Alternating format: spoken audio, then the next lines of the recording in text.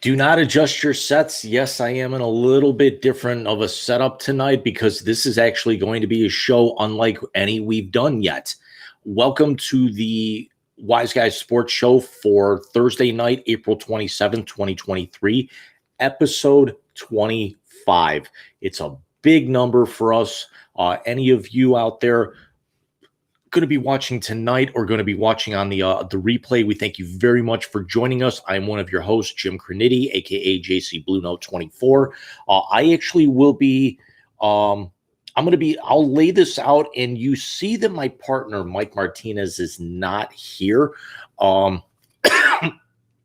There's a reasoning for that. What's going to happen here is that this is going to be a combination of the Wise Guys Sports Show, our traditional Thursday night time slot at 9 p.m. But this is also going to be expanded because this is going to be, as you can see by the title, this is going to be a live draft reaction to the first round of the NFL draft. I am set up in my living room, so I've got a clear-cut view of the TV with NFL Network on. Would actually much rather watch like Joel Klatt and Rich Eisen and Kurt Warner. Actually, Kurt Warner's now been replaced by Marshall Faulk, it looks like, from the pregame, than watch, Kuiper and McShay and them. There's Kurt Warner. 5 teams do not hold a first-round pick. Oh, go figure. The Rams and the Browns, the 2 teams that I follow.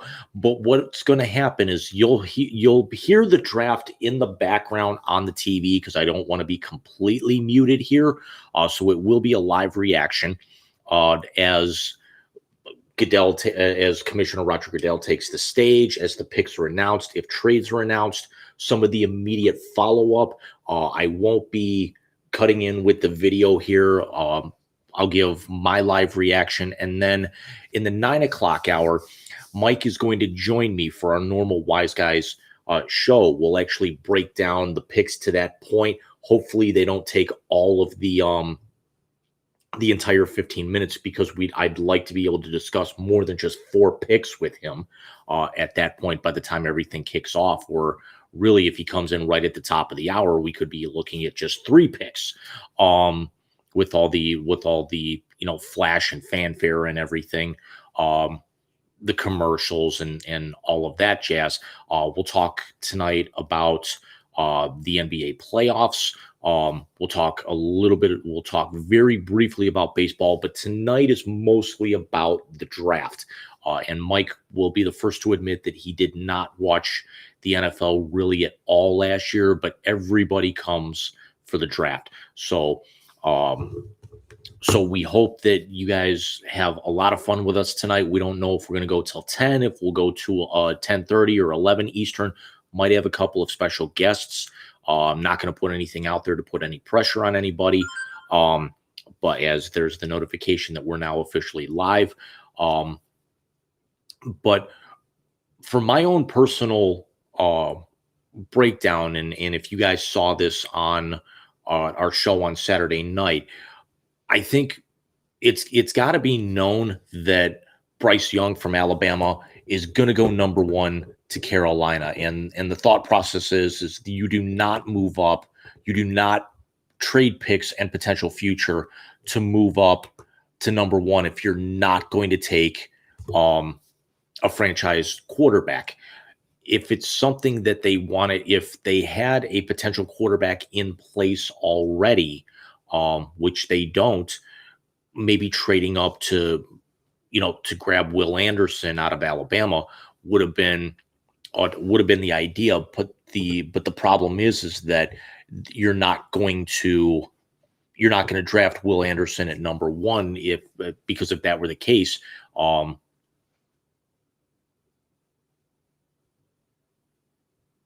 in Carolina's case, you would have needed a quarterback a lot more. So you basically get your signal caller in there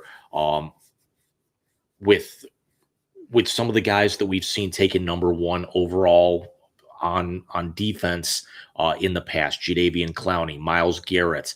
Aaron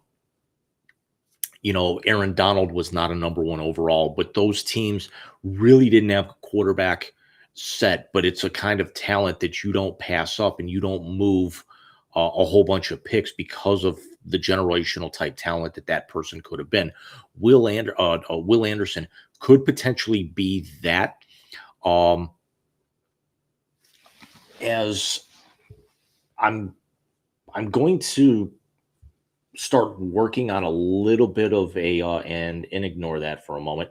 And you might actually see that a couple of times tonight. I actually will get a live ticker going at points tonight. Um,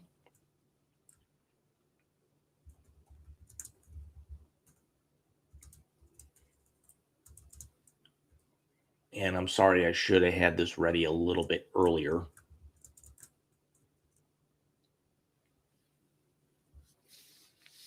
But I will be going back and forth. And as it looks like the commissioner is coming to the stage, so we'll actually throw the audio on.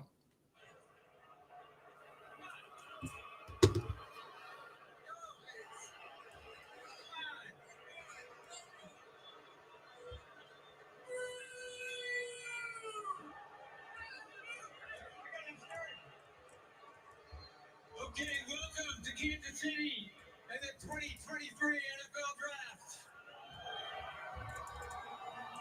For the first time since we took the draft on the road, we get to celebrate the draft in the Super Bowl winning city with fans of all 32 teams and the Chiefs Kingdom.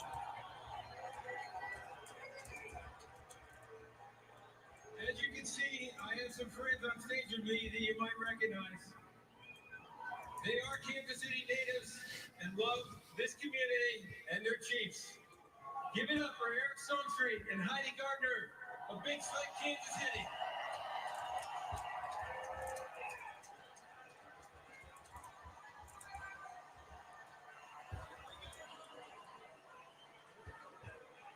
Okay, Kansas City, I'm so happy to be here.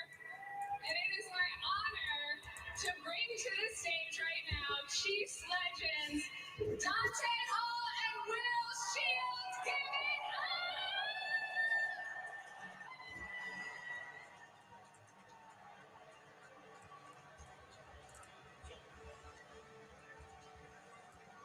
All right, Kansas City, I want to hear you!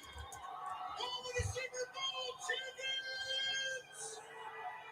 This is how we do it! I get the distinct pleasure of welcoming two people you might recognize, Patrick Mahomes and Travis Kelce! Now that's actually cool for them coming out with Mahomes holding the trophy. Please don't give Travis Kelce anything to hold so he can spike it in the dirt after 30 feet like he did for the first pitch at the Cleveland Guardians home opener. By the way, Heights High sucks. Then again, where Mike and I went to high school, we're not much to talk.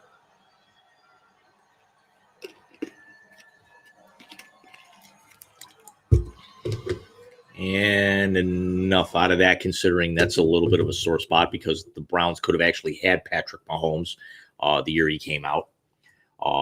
Just about done here.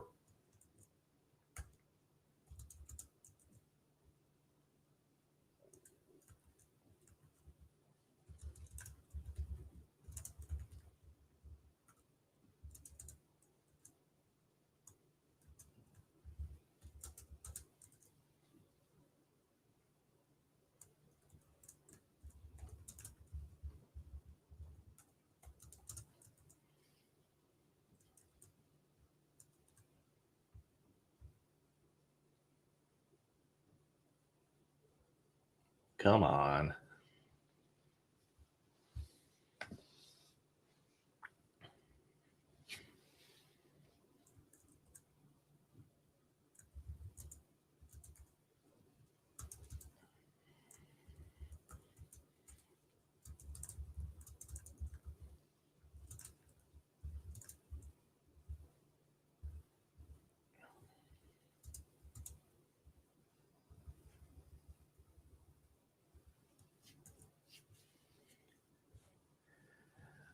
One second, guys. I actually had my mock jotted down.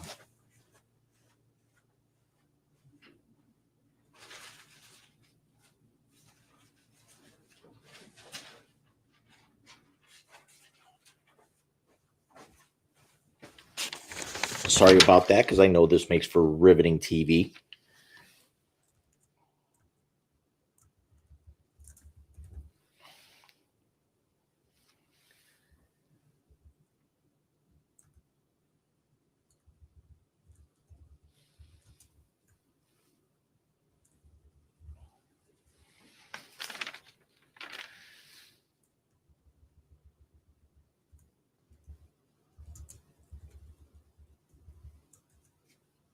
I hope I spelled that correctly, but the draft is officially open, and the um, Carolina Panthers are now officially on the clock. So the draft is officially underway.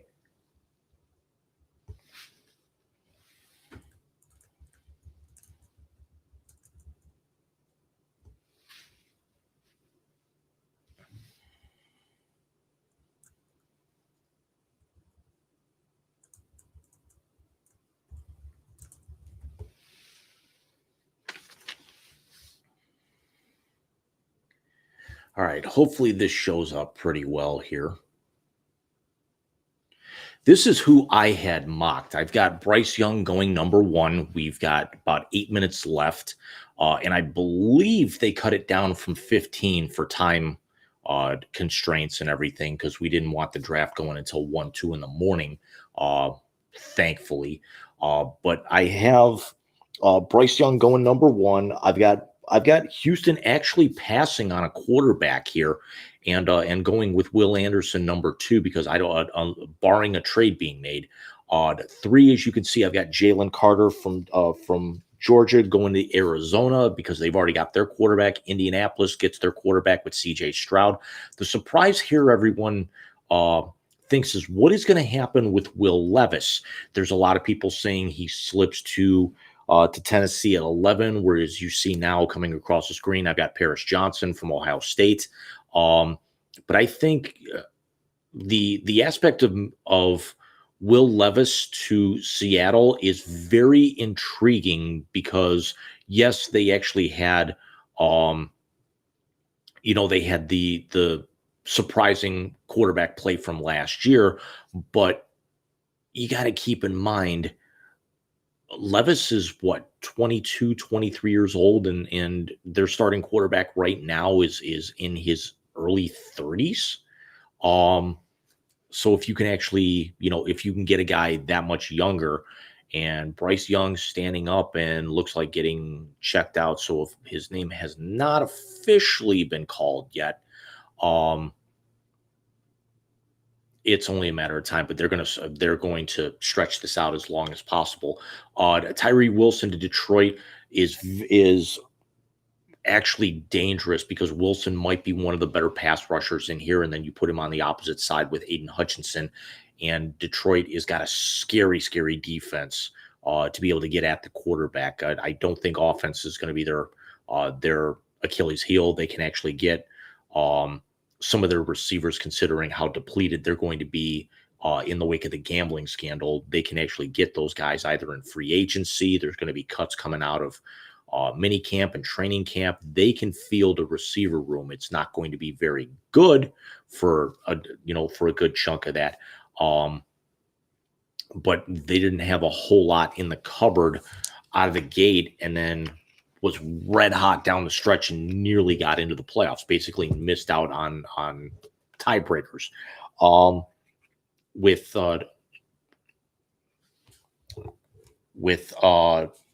Oakland going Devin Witherspoon, their secondary is terrible. I think it makes sense. Anthony Richardson to Atlanta. Atlanta needs a quarterback. They are not going to run with Mariota.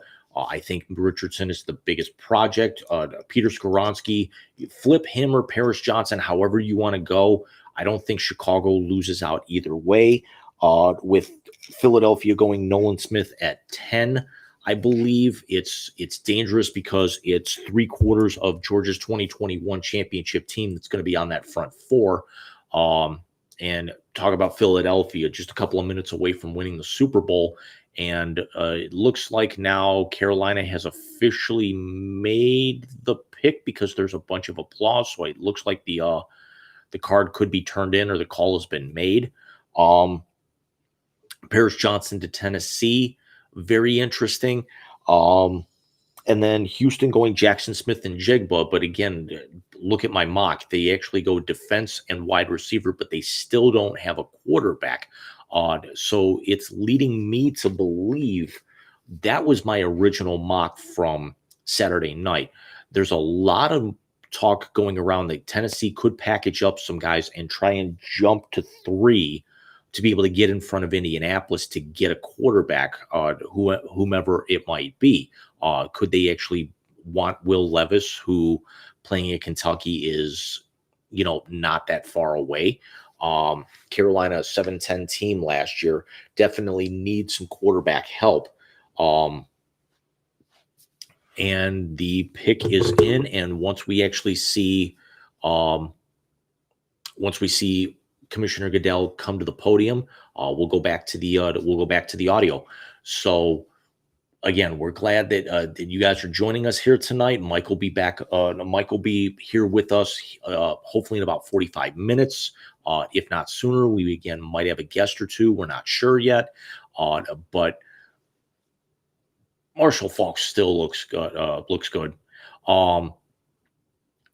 But this is something that you can talk whatever you want about Bryce Young's size. Could he be Kyler Murray? Could he be Baker Mayfield? Could he instead be another Jalen Hurts, where somebody who potentially a little undersized could end up being one of the next big things? And it's not like Carolina is going to turn things around left and right, although Young sits well. That division sucks. Let's be honest. It's Tampa Bay is going to dramatically fall back to earth, although they weren't very good last year. How does Baker Mayfield sit in there? The other options in that division, New Orleans is an up and down team. Atlanta is going to need more than just one draft to be able to get their ship righted. We saw a little bit of promise at times with Atlanta, but Atlanta is just not a very good team. And there's a reason why they're picking 8th, and they could honestly have picked a lot lower. Carolina had such quarterback issues coming out of the gate between Baker and Darnold, that's why they are picking, that they traded up, and the pick is in, and here we go. In the 2023 NFL Draft, the Carolina Panthers select Bryce Young, quarterback, Alabama. And there we have it, running along the what everybody thought was going to happen. Bryce Young goes number 1 to the Carolina Panthers. Another quarterback going number 1, an Alabama kid, 5'10" and an 1/8, very undersized, but honestly, I feel the most pro-ready quarterback in this draft. There's talk that C.J. Stroud has the athletic components, but some people question his leadership. Will Levis has a lot of gifts, but not a whole lot of experience as a starter at Kentucky.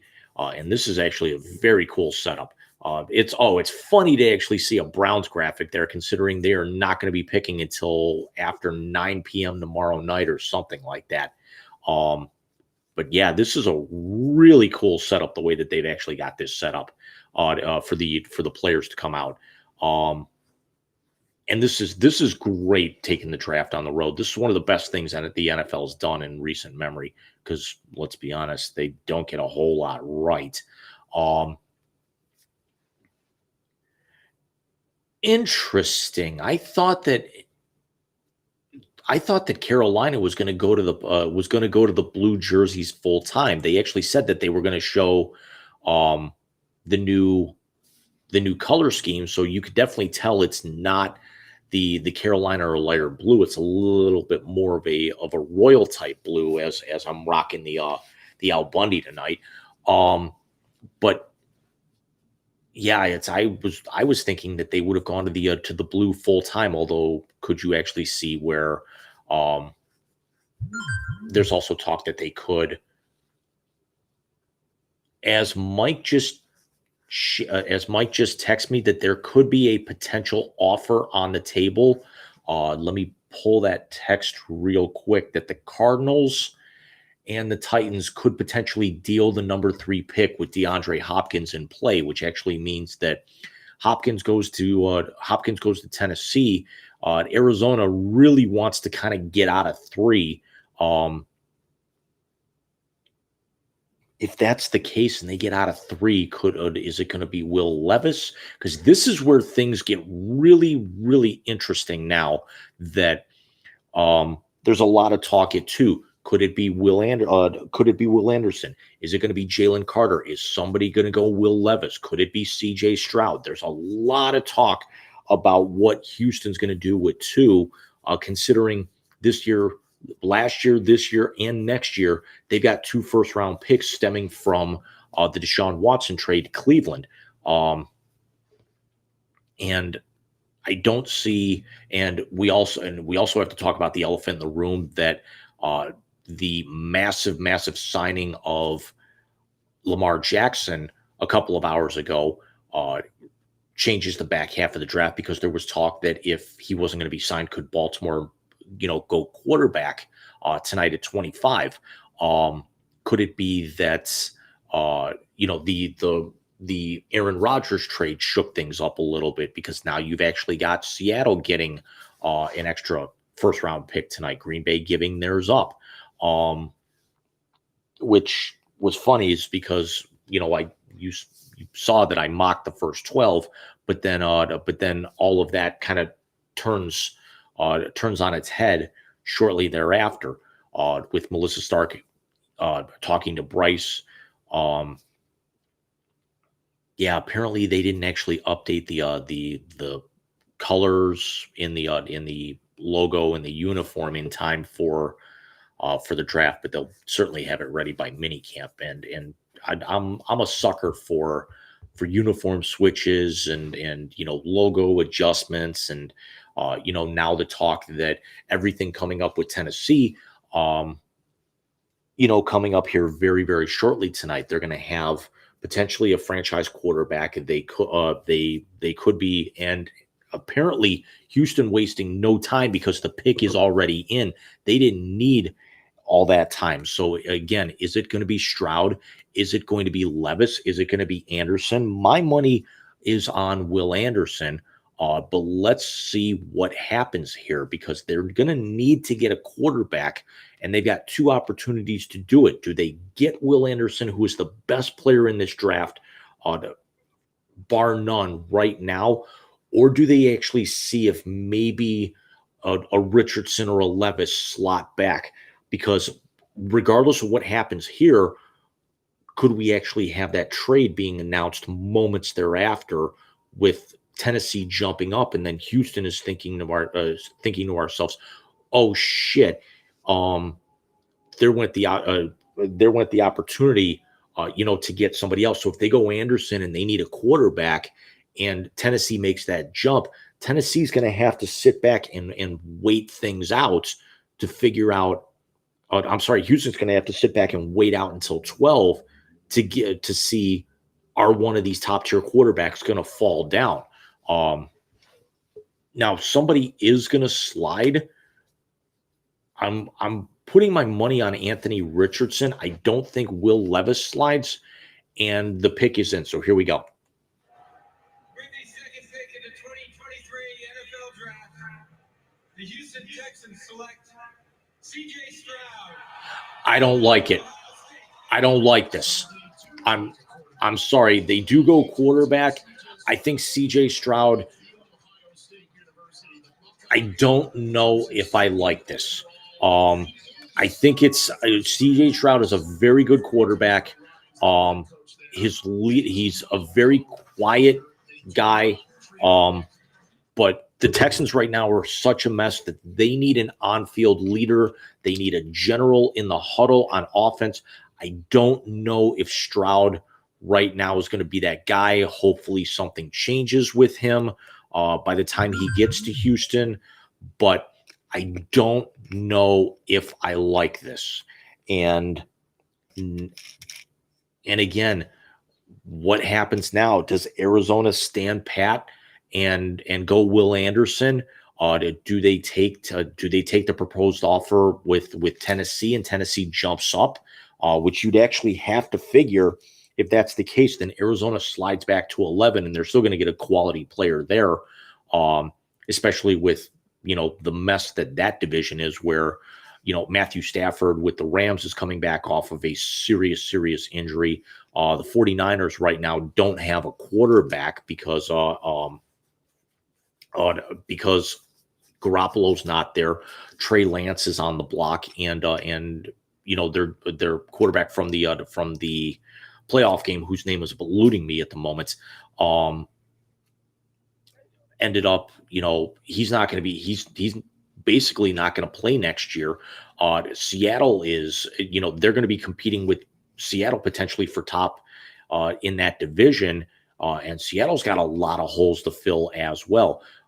Stroud does have accuracy. He does throw a really good ball, but some of his decisions, and let's be honest, and I'm glad I can make these comments before Mike gets here,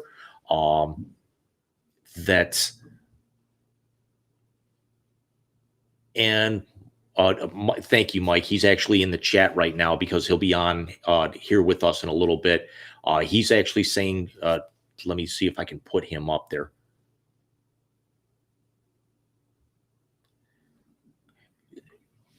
Jackson Smith and Jigba at 12. So that makes a lot of sense unless somebody goes and also thank you, Mike. He actually told me it was Brock Purdy who I was forgetting at the moment.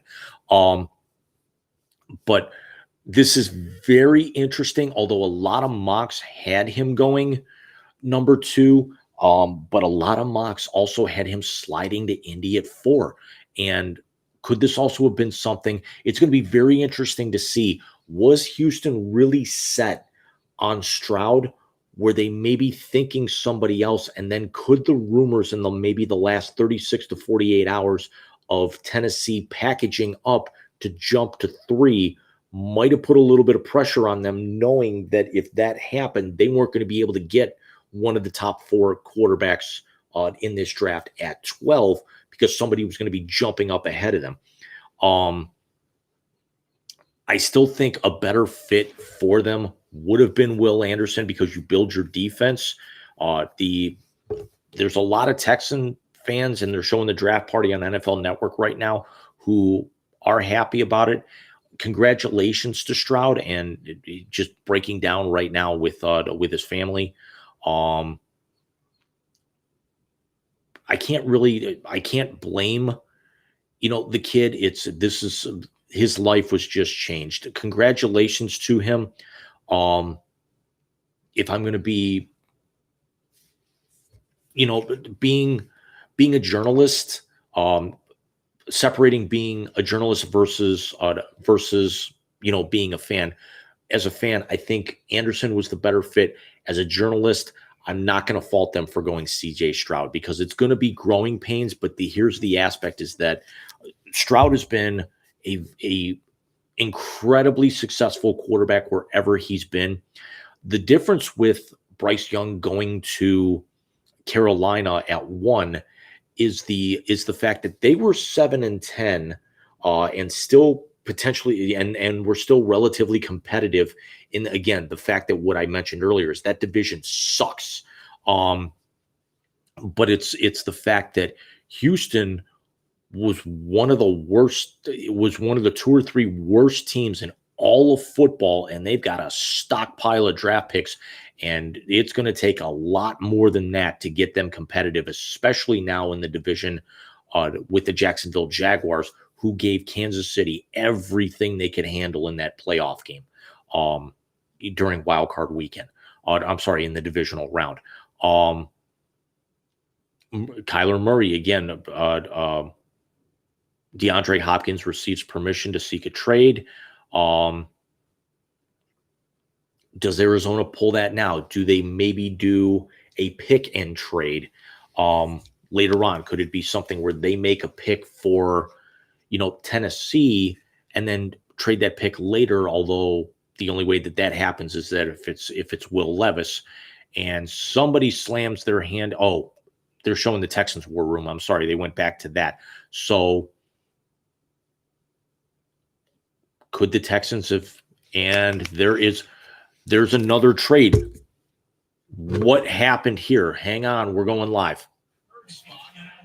They have just made a selection to go back to back. It looks like, did they pull off the Stroud Will Anderson? Did we hear about this last night? This would be a stunner because they've got all those picks from the Browns. For them going back to back, if this is true, They've got an opportunity with the assets they have to get the offensive identity of their team going forward and the defensive identity of their team going forward. Arizona's been shouting from the rooftops they want to get out, and the Texans have more ammunition than anybody else to get up.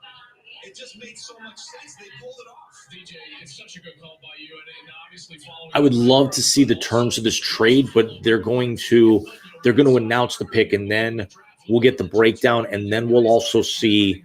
I knew something looked suspect with the sound off when I saw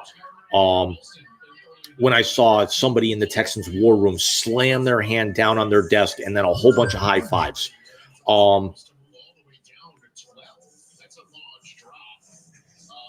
Yeah, that doesn't make a whole lot of sense for Arizona if this, with this to drop, as Rich Eisen just said, to drop back to 12, because Arizona needs a lot of help. They don't know when Kyler Murray's going to be available. And that could have been a perfect opportunity to fill a hole. But you have to figure Houston had to have given up 12, and maybe could it have also been that they gave up the Browns 1 next year? So we're going to find out here within probably the next 5 minutes as to what this pick completely entails as Commissioner Goodell comes to the podium. The Arizona Cardinals have traded the third pick to the Houston Texans. With the third pick in the 2023 NFL Draft, the Houston Texans select Will Anderson Jr. I'm not going to argue with that because it's Anderson going 1 pick later and Houston gets their quarterback. So this is a very, very big thing for Houston. It's a huge shakeup. Had they actually gone Jackson Smith and Jigba here to pair him up with Stroud, I would have had a huge problem with that.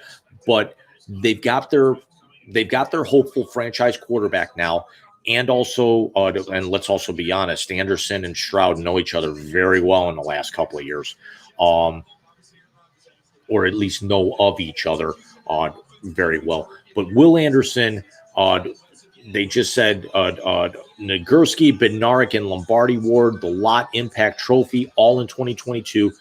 Best player in this draft. This is going to be something where if you look at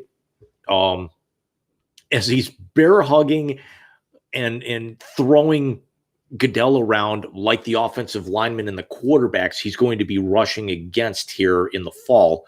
But this is a huge coup for the Texans. I love this move. It's going to be interesting to see what exactly they had to give up to get him. But you also figure 6'3.5", 253. Look at it just adds on to the lineage of edge rushers that are going to be dominant at the next level. And this is not going to be, you notice in recent years, the Alabama players don't flame out in the pros like they did, maybe 5-10 years ago. They're now being successes at the next level. Jalen Hurts, Derrick Henry, Will Anderson is going to be a stud in this league, and it's just going to follow in with JJ Watt. It's going to follow in with until he got hurt and sidelined his career. It's going to hurt Jadeveon Clowney, Whitney Merciless.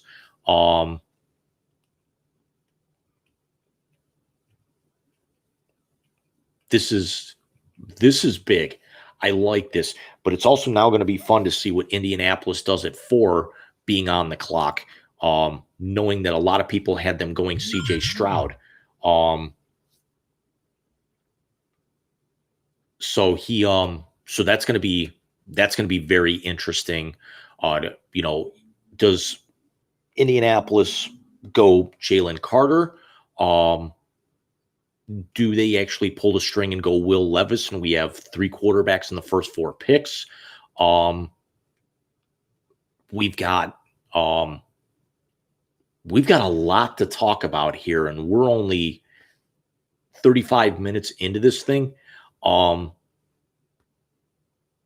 you look at the next few picks we've got Indy with 4 minutes left to go. We've got Seattle. We've got Detroit and Vegas, maybe not so much, but then we've got Atlanta, Chicago, the NFC champion Philadelphia Eagles, and then Tennessee, and then Arizona sliding back. Then you got Green Bay. Okay, so the pick is Houston gets Will Anderson and a 4th rounder this year, and then they give up 12, a 2nd rounder, which is 33. A 2024 first and a 2024 third. And good evening, Michael. Good evening, sir. What do you think? 3 picks in. Well, I saw that number 1, obviously we knew who was going to go number 1. I saw number 2, obviously, because I commented on your take on it, which we'll get into more of that in a minute. And did I see it right? Hear you right? Did Houston trade up at 3 and take Will Anderson? Yes, I just read it off. They gave up they moved up to 3. They gave up 3 overall and their 2nd round pick, and they got a they'll throw it back on the screen, but let me see if I can get it back here. 1 second. And I'm trying to get our third wise guy in as we speak. Where'd it go? That noise you heard was a text message I was sending to you for Alex. Yep. So, look, I love the CJ Stroud pick. I am shocked they went up and got Will Anderson. As you can see from my headgear, I am down with the CJ Stroud pick. But as you can see from my jersey, I'm down with what these guys did in free agency. Or trade, anyway. Although, in fairness, it is McMangold, so it's still a Buckeye. Right. So what I'm going to be doing here is that I've got NFL Network on in the background, so I'm going to be putting the audio on the TV so we can actually hear the pick as it's broadcast live. That's actually what I would do. I would actually unmute it when I was doing my live reacts a few years ago, but I can't do that now because the landscapers came by today and woke him up from his nap, which is why I'm on a half hour early because he was out. And the pick is in, so the Colts are up. It's Anthony Richardson. In the 2023 NFL Draft, the Indianapolis Colts select Anthony Richardson. That's a reach. They got desperate because I understand that they had to reach, but Anthony Richardson should not have gone top 5. Neither should have Will Levis. We talked about this last weekend. Will Levis is not a top 5 quarterback. Neither is Richardson. I agree with you on that.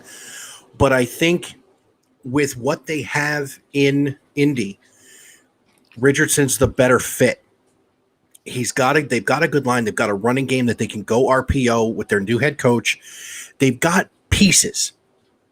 Indy's got a better roster than the Raiders, who that's where Will Levis is going to end up. I think we all know that already. I'm going to mute this. I got to put my soda down. Okay.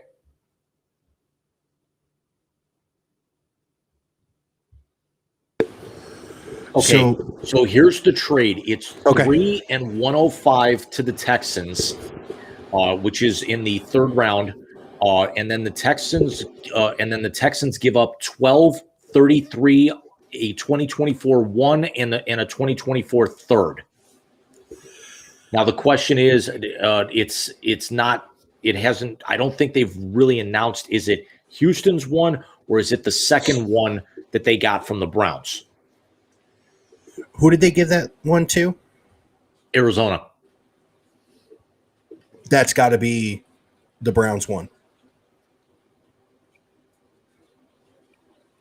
So that's going to be, but this could be, I addressed it just before you came on. Now they've got their franchise quarterback, and now they've got their next J.J. Watt, Whitney Merciless, Jadeveon Clowney type, rusher who's going to be a stud in this league.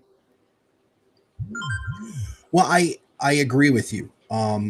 You know my feelings on CJ Stroud. I think CJ is going to be the Ohio State quarterback that breaks the mold. That breaks the mold. And honestly, I think Dwayne Haskins would have been that guy had he been drafted into a better situation. Right. I see we've gone Polk high again. Yes. Very nice. I would have worn the Denzel Ward one, keeping with the first round Buckeyes, but I refuse to wear those colors. So, you would have actually had to have your arm in a sling as well, considering, he's a hospital ward. Or at least been a little bit darker in this, a little bit warmer, been toasted. But no, in all seriousness, I think, like you said, Richardson's a little bit of a stretch with what Houston has done. Look, if you told anybody going into this draft process that there was a team that was going to get their franchise quarterback and a franchise defensive player 2 picks in a row, they'd have looked at you and said, that's a win. Yeah. It's so no, I think that's a great move for them. I hope it's not the Browns pick, but we'll see. You know what it reminds me of, going off board a little bit? It reminds me a lot of, remember when the Vancouver Canucks made the trade and drafted the Sedin twins back-to-back all those years ago? That's forever ago, dude. You're going way in the memory banks there. Right, but it reminds you a lot of that because of the fact that it's 2 guys that you hope are going to be stalwarts for your team for a decade. Look, I like Will Anderson. And just to say this about your Alabama take, I've been very vocal about my issues with Tua. Unfortunately, I think I was right.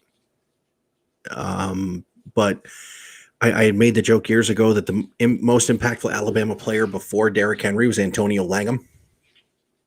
Yeah. Oh, hey, is that the new hat? Antonio Langham was drafted by the Browns, like when they were here the first time. 92, I think. Gene Stallings' last title. Hey, is that the new hat? Yeah. I like the blue. Yeah, I had to go with the Royal. It's I liked it. So, Jim, could you see Seattle taking Bijan Robinson here since they have Geno under contract? I don't. You think they go Jalen Carter? I think they go Jalen Carter, or I'm still thinking Will Levis. There's just something, even though Geno's under contract, you can get him for a lot less, and he's a lot younger. Because Geno's going to be, 32 next year, 33? Yeah, but Geno's 32, 33 with not a lot of miles on him because the Jets were, first of all, he should have never gone as high as he did to the Jets. Yeah, but there's a problem there with that, is that he's a backup for a reason. It was like, it's going to fall into Derek Anderson syndrome or Trent Dilfer. There's not a starter. Well, let's go here. Derek Anderson, was he the quarterback with Josh Gordon? Yes. All right. So I think we'd say DK's better than Josh Gordon, and he's got a running mate. Who's the running mate on with DK on that team? The other wide receiver. Oh, Tyler Lockett. Okay, so they didn't have a Tyler Lockett to go with Josh Gordon. And you know, it's a little different than the Derek Anderson because Geno actually fits that offense very well. Derek Anderson wasn't plug and play like Geno was. If you think about it, Geno is probably the closest to Russell Wilson, but a foot taller. Well, you think we might be able to ask somebody else about this? I think we should. And I think we should ask a guy who has no quarterback problems, Jim.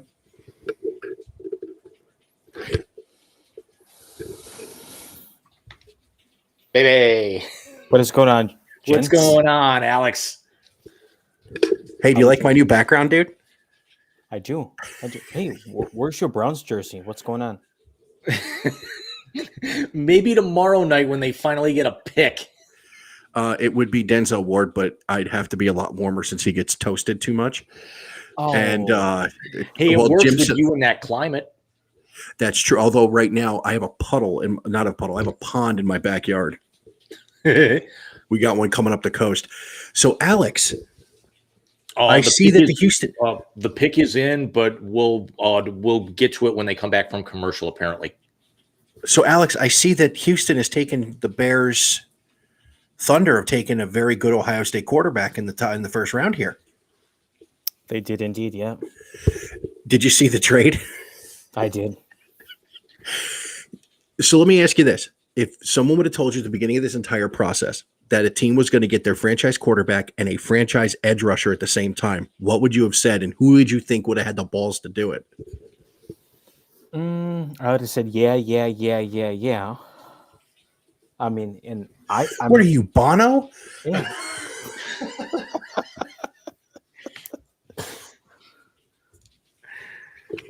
I would pull that trigger any day, honestly.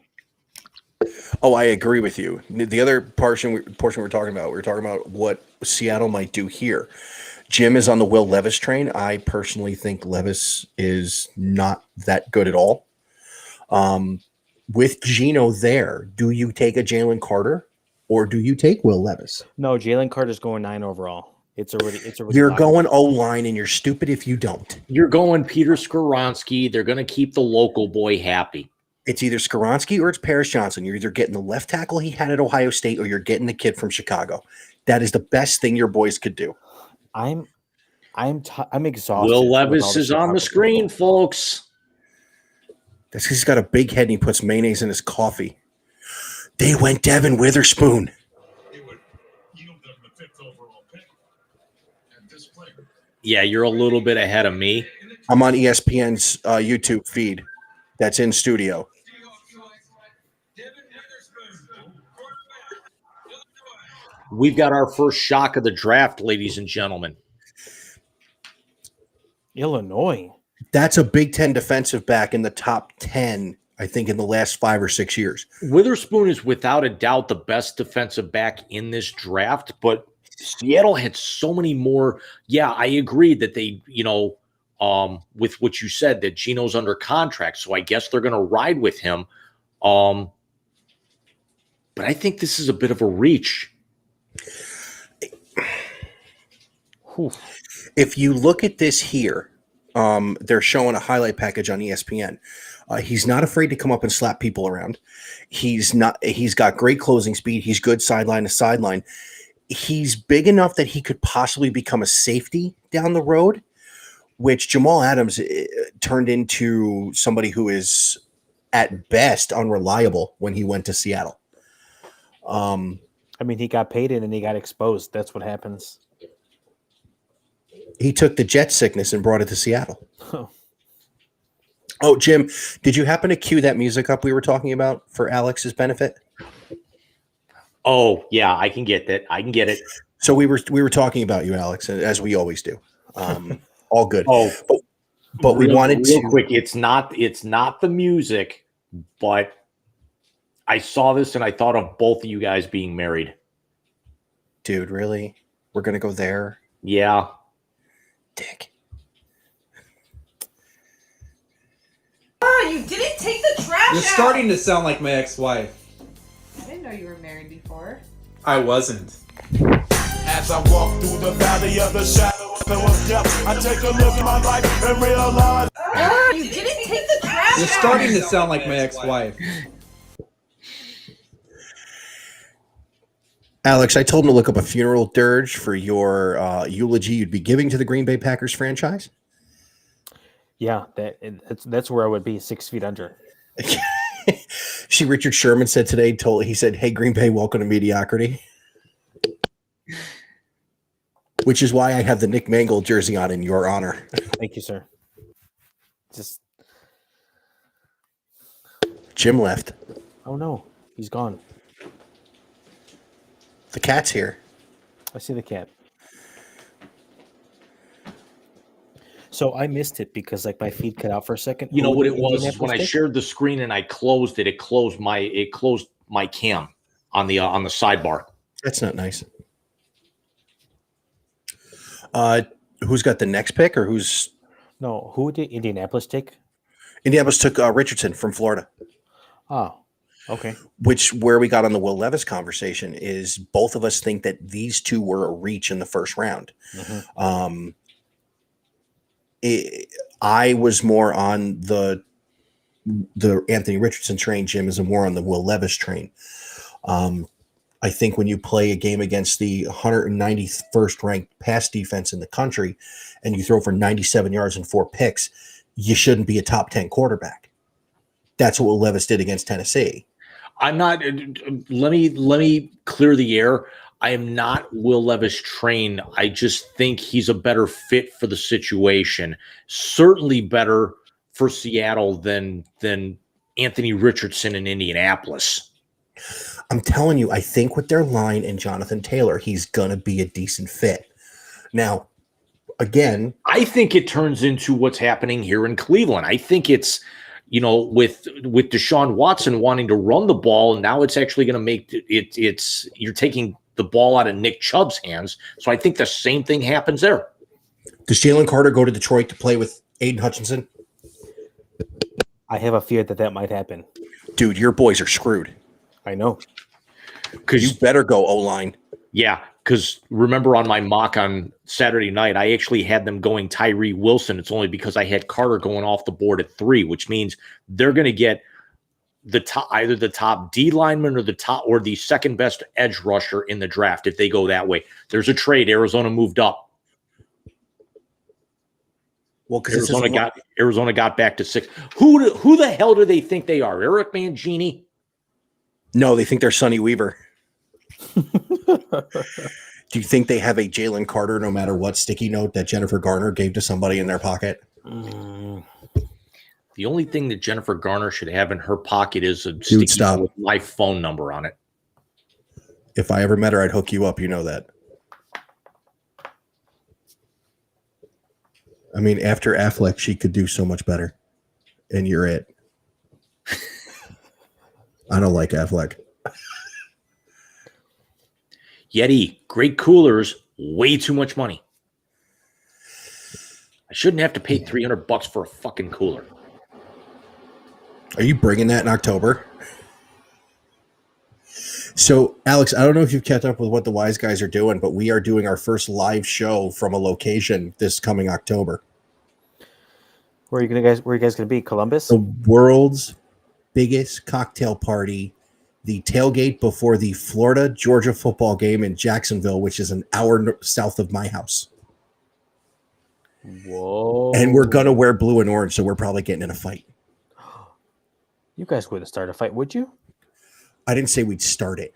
Mike's looking for a fight. I'm basically just going down there.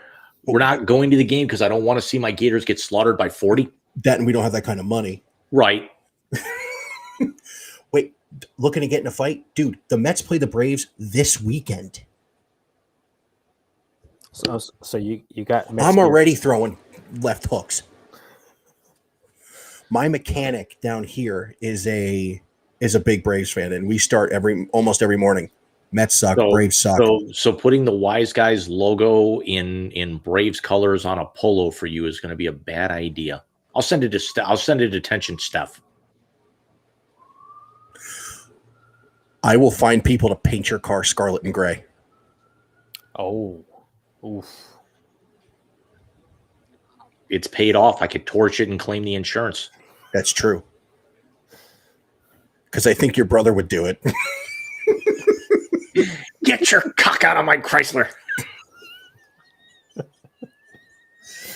Oh my God. Still, what as great as that movie was, that was the line that took the cake. Yes, it was. So Arizona has got the pick in.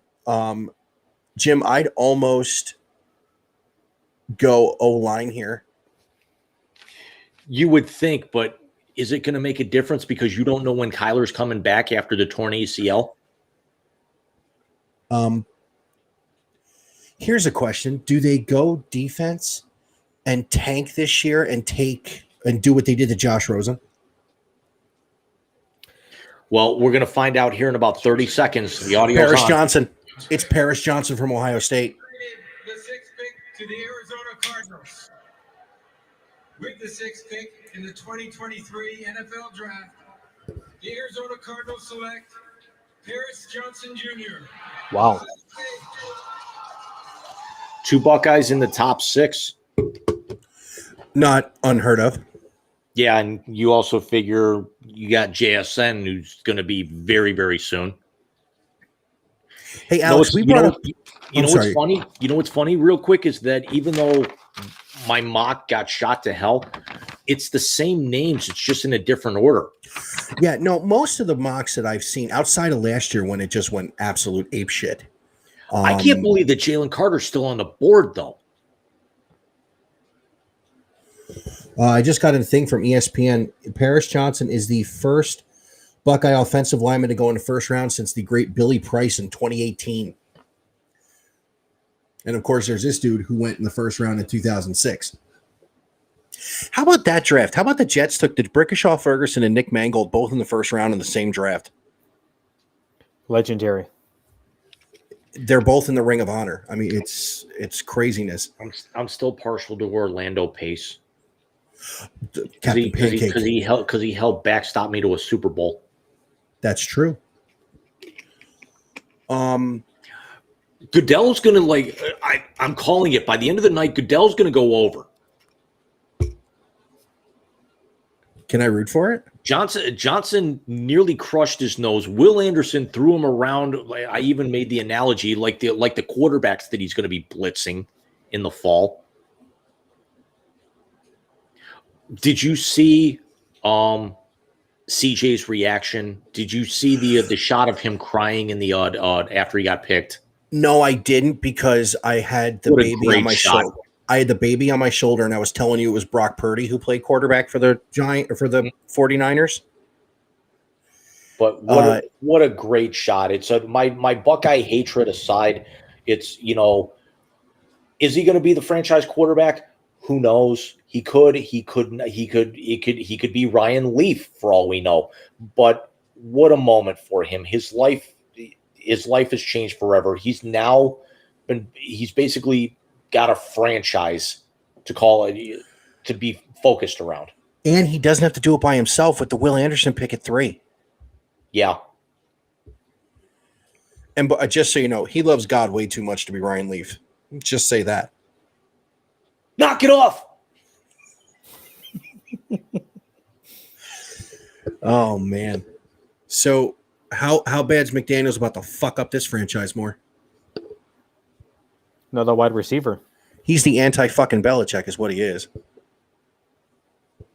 I have to keep reminding myself that they're in Kansas City, and thank God that it was Mahomes holding the trophy as opposed to Kelsey, because I said he'd spike it after 30 feet. They did a live version of New Heights last night, and apparently they were shotgunning beers on stage with Tony Gonzalez. Jim, those two are our goal right there. You know what's funny is that two of the 5 greatest tight ends in history, and they were both lifers with the same franchise for the most part. Yeah, I mean, I don't think you can count Tony Gonzalez's years in Atlanta against him. What about you, Alex? No, not at all. Here's one for you. Jim, we were talking about CJ Stroud and not winning the big game the other last episode. Let me give you a number.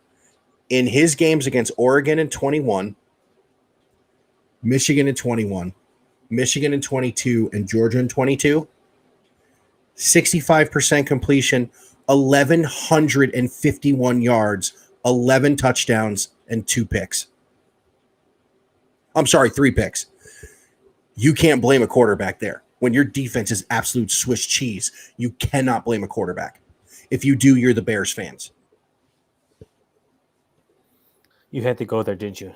I did, because seriously, we talked about they may get rid of him and take CJ Stroud. We had that conversation, Alex. And I know we had that conversation, and it pained me to think, and it bothered me to my core hearing people, oh yeah, it's a good move. It's a good move. I'm just like, no, it's not a good move. First of all, you finally got him a weapon. And that's why I think they should go either O-line here with their pick. What are they, 9? 9 as of right now, unless they trade it. Yeah, so O-line, or you know what? Pull the fucking trigger on JSN. You think so? Why not? Yeah, but you know, the funny thing is the gambler, the NFL's new version of Kenny Rogers. Now that the one guy was reinstated and the other guy was suspended. Jameson? Remember he transferred because he knew JSN was going to take his job. Oh, really? I didn't know that. Jameson Williams caught a touchdown pass in the Sugar Bowl from Justin Fields against Clemson. The next year he transferred to Alabama because he knew JSN was better than him and was going to be the number 3. Jim, the pick is in. Alex and I have been kind of running our mouth. Well, I've been running my mouth the entire time. What do you think? It's a wide receiver. Are you fucking serious? No, I'm guessing. Or is it a? How is Clelin Ferrell a freaking major loss to this team? They're showing the war room, and they keep putting Will Levis's picture up on the screen. He's not going to go there. But if it's McDaniels, would we really consider it all that big of a shock if they did, considering it's the Raiders? He's the bastard that drafted Tim Tebow. And Tebow played better for the Mets. I mean, I actually had them play. I had them going Witherspoon in my mock. I mean, that's not going to happen. But the fact that Tyree Wilson and Jalen Carter are still on the board right now at 7. And now, not for nothing, I understand Arizona taking Paris Johnson. And again, this is not Buckeye love. This is being practical. They have invested in, the Oompa Loompa, and they need a way to protect him. And unlike I still go back to what Tone did in the one night you and I did this with him. And, with what the hell was that? That was not a what the hell was that pick there. That's a great pick when you have a quarterback who, number 1, is undersized, and number 2 is injury prone. Yeah. So I think my feed is a little delayed. Did they announce it yet or no? No. No. They said it's, and they're throwing Devontae Adams numbers up there. Jim is watching the NFL Network feed I have on YouTube on my TV. The ESPN YouTube channel, the social media feed. That's why I'm getting it earlier. I think they go defense because they just put up the graphic 13 takeaways last year, lowest in the league. I'm thinking it's Jalen Carter.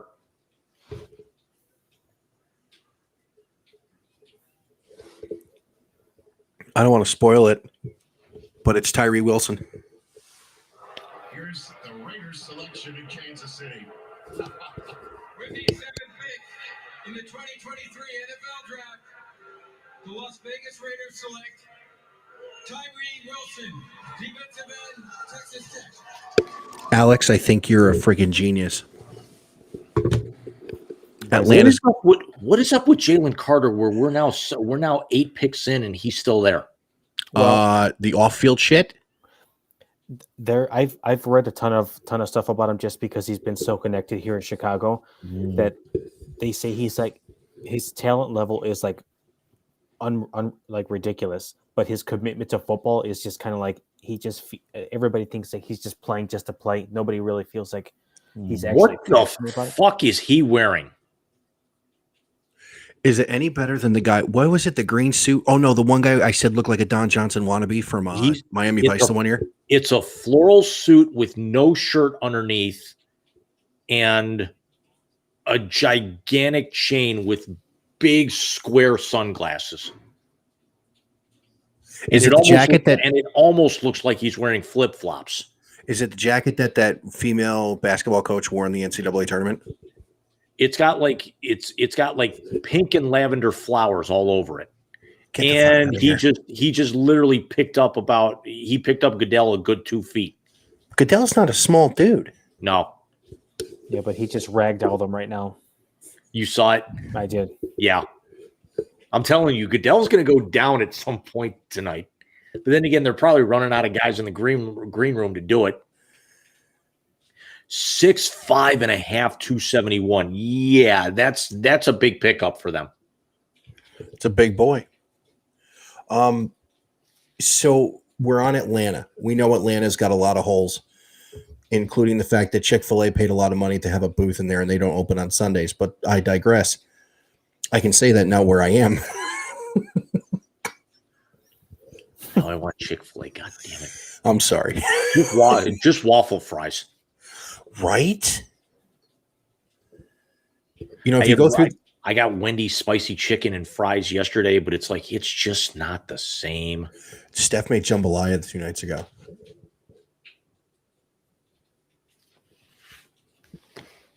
Right? Yeah. and we usually get the smoked, like the smoked sausage for it instead of the andouille. Well, she got the andouille. Yeah. It had some fire to it. Dude. You're making my mouth water right now, honestly. Bro, can I tell you, if I go to any baseball games this year, I'm 60 miles from Savannah. I'm going to go see the Bananas. Absolutely. Did you see the new one? Jim, I think I said the Avengers. Did I send that to you, Alex? I think I sent it to you on TikTok. If you did, maybe I did. They're in center field, the guys on the stilts, right? Uh-huh. You hear Cap go, Avengers, and they assemble, and they all start running in. The pitcher stops on the mound, throws the pitch. Stop. Swear. Wow. Dude, the umpire dances better than half the dudes. Did you ever see him get down? Oh, yeah. That's phenomenal. Did anybody see? Well, whoa! The Atlanta's already got the pick in. It's Will Levis. Watch. Did anybody see the trailer for the Flash movie? I follow a dude on TikTok who said it may be the best superhero movie ever made. It looks amazing because I'm all excited because the Flash's episode yesterday brought back Stephen Amell for the first time in 3 years since Arrow went off, and that was a great way to do it, by the way. I think you might be right, Mike. I think they're going to be dumb enough to take Will Levis, but Marcus Mariota cannot be your starter. I'm sorry. I'm not saying he can't be, but Will Levis can't. You know, did either of you guys watch MASH? Yeah, he's like 5 o'clock Charlie. He couldn't hit the side of a war. Well, let's play devil's advocate here. If it's not Atlanta, look at the next few picks coming up. Chicago's not going to go there. Philly's not going to go there. Tennessee at 11. They were trying to move up to get CJ Stroud. They got to get the quarterback. Not Tennessee. Certainly not. Well, he's not going to. I don't think he lasts. If he lasts past here, I think the furthest he falls is Green Bay at 13 at 14. Is Green Bay 14 or 13? I think they got 13. the Jets pick. 13, 8, 9, 10, 11, 12, 13. I would laugh, though, if they took a wide receiver at 13. I love the way that I completely forgot that they shortened this to 8 minutes per team now, because I was even joking. I said, wouldn't it be hilarious if Mike comes on and we've only got 3 picks thinking it was still 15? Well, I got on at 4. Yeah. But Bobby you also, I mean, but you were it was about 35 minutes. Yeah, Bobby also only napped an hour today.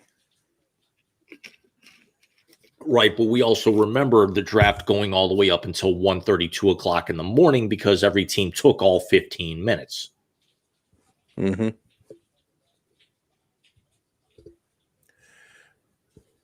Here's a question.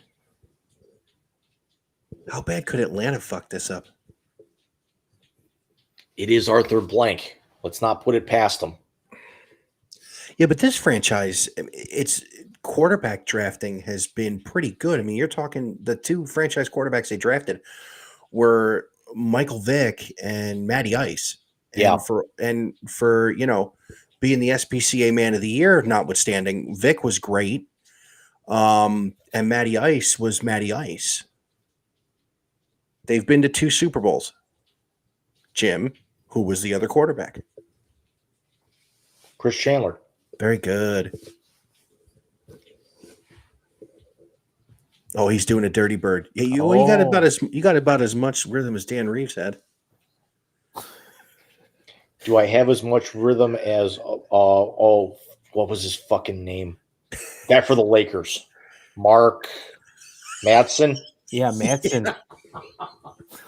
Can we not talk basketball tonight? You and I got to get that Wednesday. Yeah, I was gonna talk about this for a couple of minutes tonight. Don't give the pick away. The audio's going on. Okay.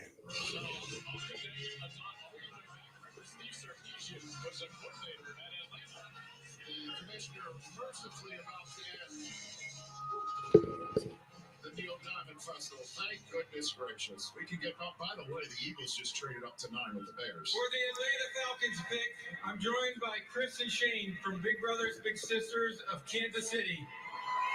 That's only a switch though. That's Bijan Robinson. The NFL and its teams work closely with Big Brothers Big Sisters of America as part of our work on No one cares, Roger. through our initiative Inspire Change. The Falcons are big-time supporters of the organization, and they're thrilled to have Chris and Shane making their pick. Okay, guys, take it away.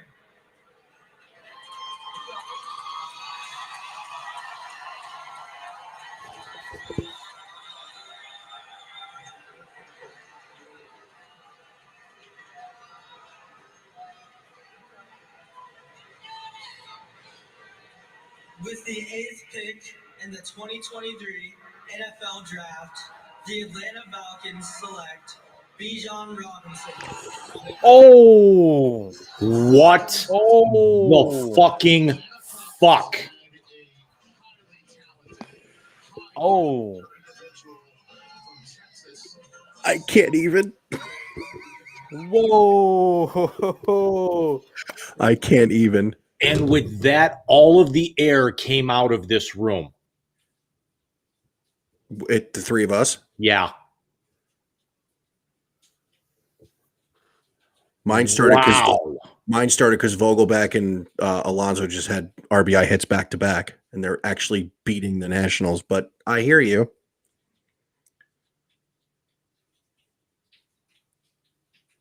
Well, if Did they just screw Rich, over Philly, or did they just screw over Philly? well, if you know- Rich Eisen is correct with that Philly did move up with Chicago, it's just literally flip-flopping picks, which actually means your Bears would have picked up something else in return. Possibly a 3, maybe next year's 2. Jim, the Eagles pick is already in. Oh, so Well, Bijan's going to get off the stage first.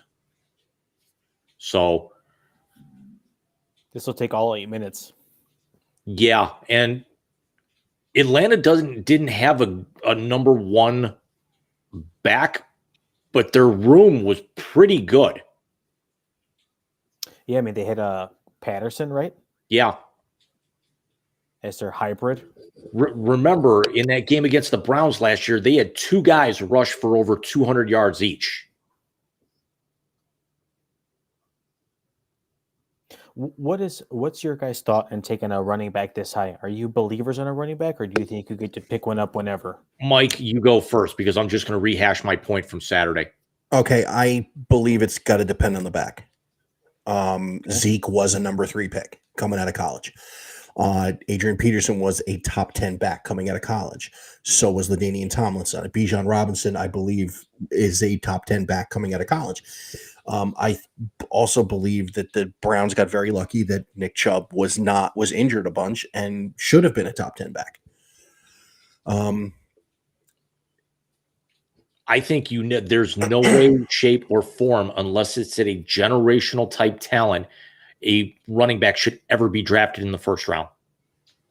Because they're such a dime a dozen, their shelf life is so thin, you can get them in the back end and mold them into franchise backs. I'm not saying you're wrong. I'm saying if you got a guy that you know is good, that you're pretty sure is going to be that guy, go get him.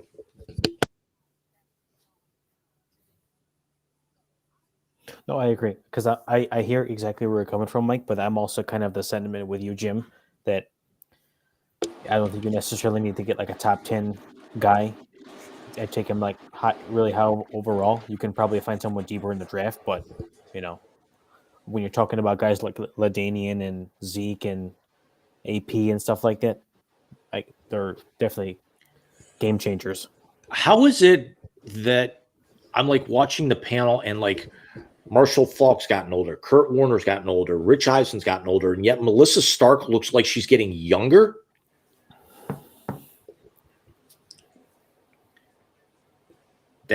It's the Rob Lowe effect. Yeah.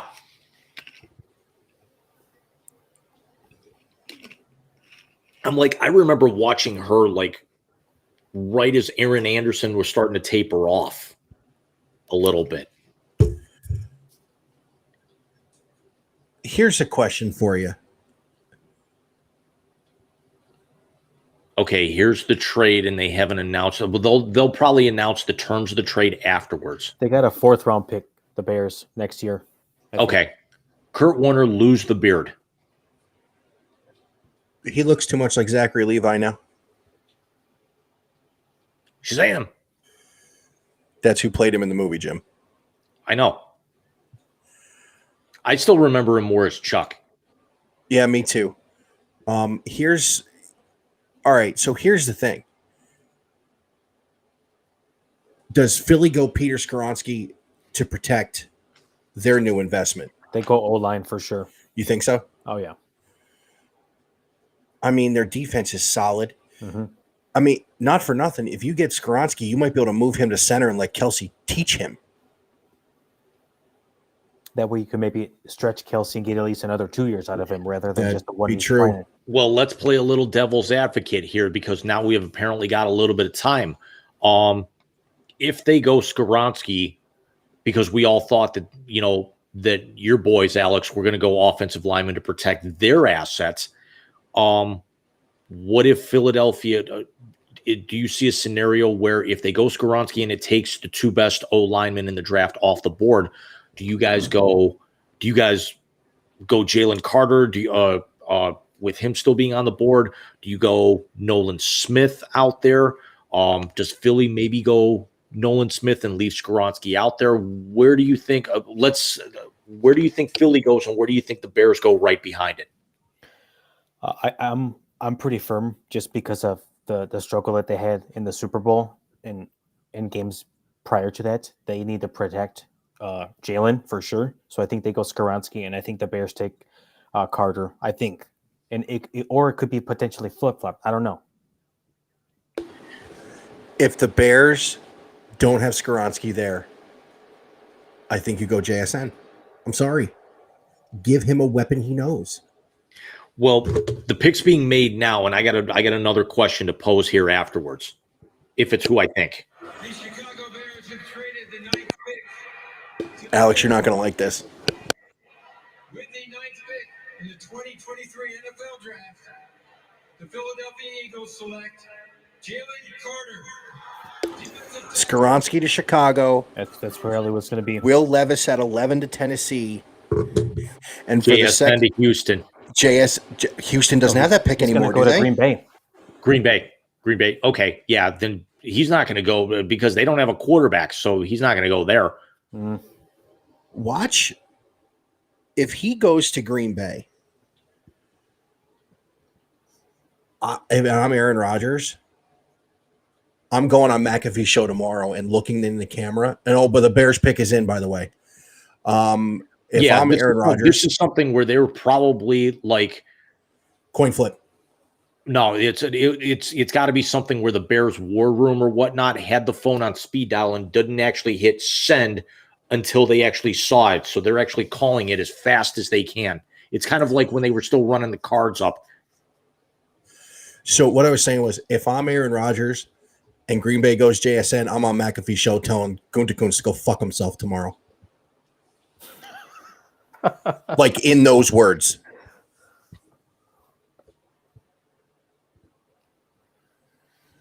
Yo, ESPN has no chill. These guys on the social media thing just put up his friggin' rap sheet. That's why I'm watching NFL Network. I'll take watching Rich Eisen and Kurt Warner and them a little bit more respectable right now. Oh no, I agree with you. It's just this is the one I could find. No one is streaming on YouTube the NFL Network feed. They're only streaming the ESPN one. Yeah, I'm over here watching the ESPN feed, or I guess it's our local channel ABC, but it's the same feed. Yeah, that's no chill. But I'm serious about Rodgers. If you take a wide receiver the first draft after he leaves, and you spend 17 seasons not drafting offensive players, I'm on McAfee tomorrow saying go fuck yourself. I think with Philadelphia, they couldn't miss with this because it was either going to be Carter or it was going to be Nolan Smith. You know, the two. The Georgia edge rushers, but it's but I think they need the D tackle a little bit more than the edge. Just be and again, they've already got two members of that 2021 championship team on their front four right now. So it's basically they've rebuilt that entire defensive line. Alex, could your boys go Nolan Smith here? It's possible. I was kind of pondering that right now too. I mean, I don't know, but we asked you this question a long time ago. How could the Bears fuck this up? Is taking defense fucking this up? I don't think so. They have a lot of holes anyways. I understand they got a lot of holes, but I don't understand. See, and this is what I was alluding to is that because I figured they were going to go Jalen Carter, and I feel that the only reason they moved, I can't figure out why Philadelphia would move up with this because I don't think Chicago would have gone defense. I think that they were set on. I have a distinct feeling that they're set on Skoronski to be able to keep Jalen Hurts up. I'm sorry, not Justin Fields upright. It makes sense to do that.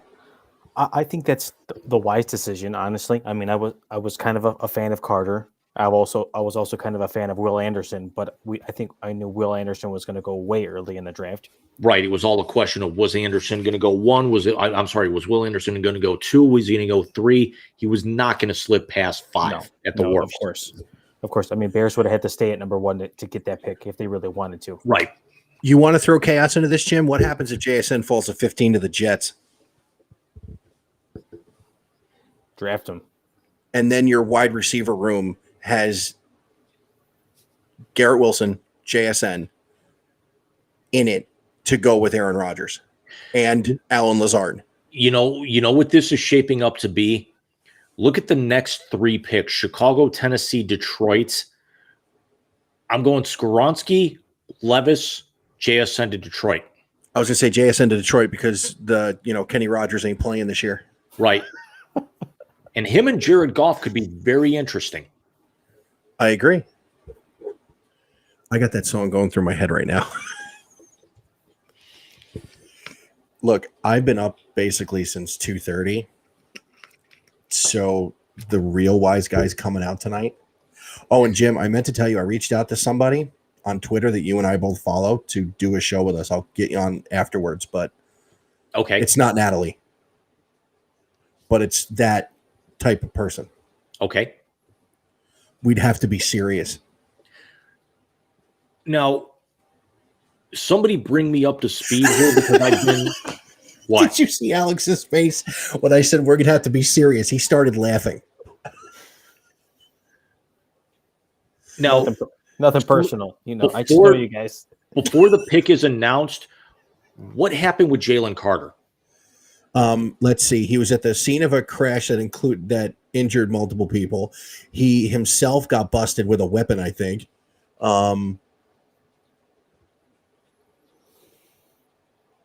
It's like Georgia became Florida State.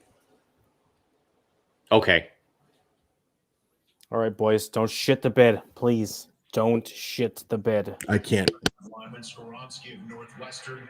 There's some other options for With them. the 10th pick in the 2023 NFL Draft, the Chicago Bears select Darnell Wright, offensive tackle, Tennessee. Alex, the Bears fucked it up.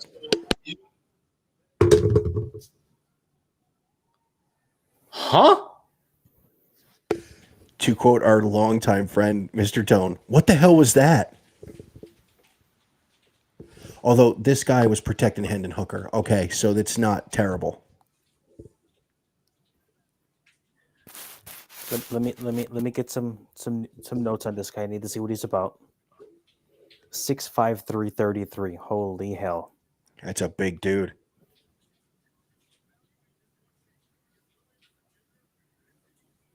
The only way that I like this is because Hendon Hooker, with his mobile style, is very similar to Justin Fields.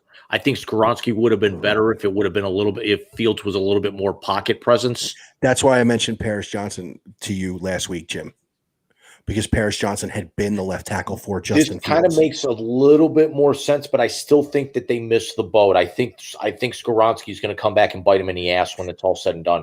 But here's my question. Is Skoronski interior O-line or is he exterior? I think he's exterior. I think.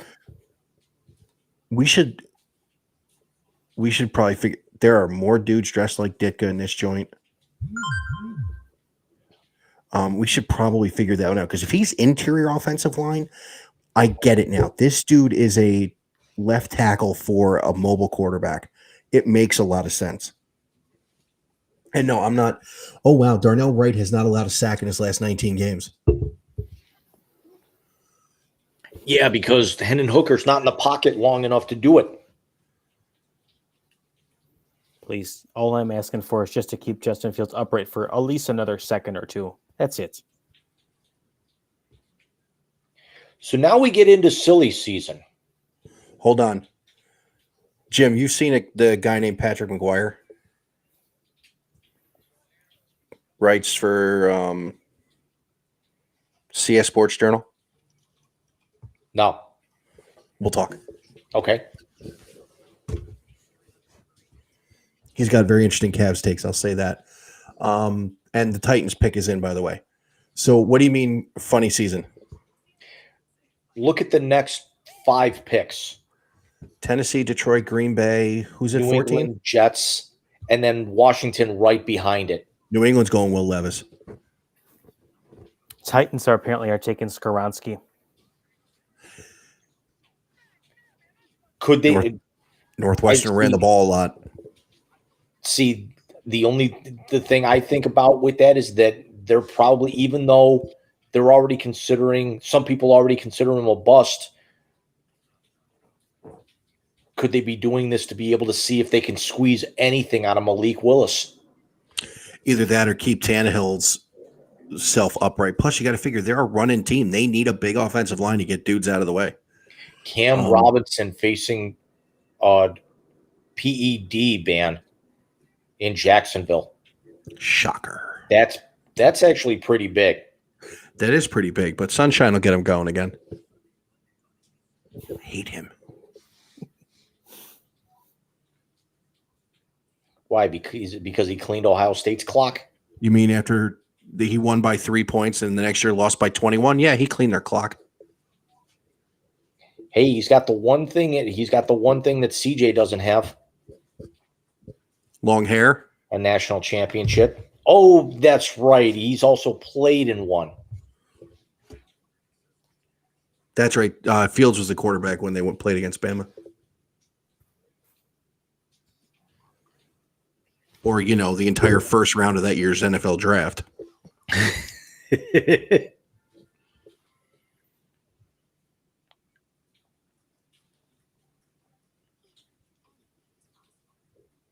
quick check on the playoff games.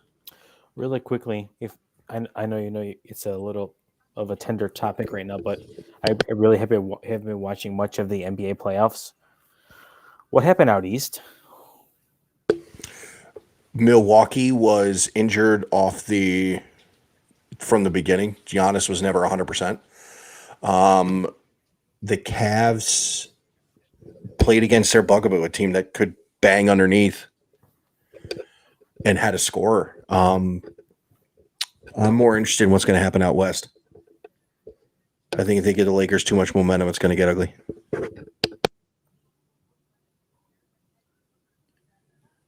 Did you know that Kansas City is the 12th city to host the NFL draft? I do not.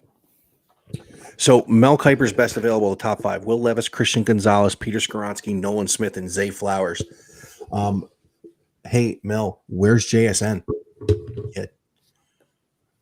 Go eat a piece of pumpkin pie and put more gel in your hair, dick. The only Kiper I like. Who has more shit in their hair, Mel Kiper or Bret Hart? Oh, Bret Bret Hart's Hart. fucking water. See, Daniel Jeremiah's best available. He's got top 10 right now. He had JSN. I want to say it's the 6th best available still left on the board. Here's the thing about the hair. Going back to the hair thing. Remember the old Real Men of Genius commercials years ago, Jim? NFL Draft and NFL Network just put up that the Titans had the 3rd lowest receiving yards in the league last year amongst wide receivers. Because they run the ball 95% of the goddamn time. Right. But they also allowed the most receiving yards per game. So could they also possibly be going defensive back? They're another one that's. They've got so many holes right now that whoever they get here is definitely going to fill a need. Is it going to jump off the page? We don't know. But the typical thing with Tennessee is outside of the Malik Willis pick last year, they always find a way to fill a hole and draft safe. Or make a stupid trade. Right. Hey, is my sound better tonight than it was Saturday? Your sound Saturday was excellent, I thought. My video was all messed up. I think it's also because I had 2 things plugged into both as opposed to have the power cord plugged in. As you say, you look cleaner tonight. In the 2023 NFL Draft, the Tennessee Titans select Peter Skoronski, offensive tackle, Northwestern. He's a left tackle. You were right, Alex. 6'4", 313. You can't go wrong with Big Ten O linemen. No. Good old corn-fed boys. What I said something today. One of my one of the ladies in my office says, "How come I see all these people in Middle Ohio getting arrested?" I said, "It's because Middle Ohio is good for 2 things: nothing to do and offensive linemen." Jim, am I wrong? No. Look, and Skoronski's got some big game. I think he was a 4-year starter, which means he's got some big game experience. He's played in a couple of Big Ten championship games. 2-time first team All Big Ten. Yep. And that's with started all 33 games of his career. Yeah, and you think if you're first team All Big Ten a couple of times, you're talking you got Iowa offensive linemen to deal with, Wisconsin, Ohio State, Penn State, Michigan State. That's offensive line heaven in that Big Ten. And this dude, he was a 2022 unanimous first team All-American. That's big. And Tennessee would be, and Detroit's pick is in already, by the way. And let's also talk that the last couple of very high offensive linemen picked by the Tennessee Titans have turned into league stalwarts, Jack Conklin and Taylor Lewan. Yeah. Oh, I think they're cutting Taylor Lewan, by the way. They cut him already. Did they cut him already? Right. But still, and Conklin's here in Cleveland, but still it's a position when they draft that, it's a position that they stay with for it at least through their rookie contract. And they actually end up coming out slick as a whistle and one of the best in their position. Well, you can go all the way back to the Oilers with that and Bruce Matthews.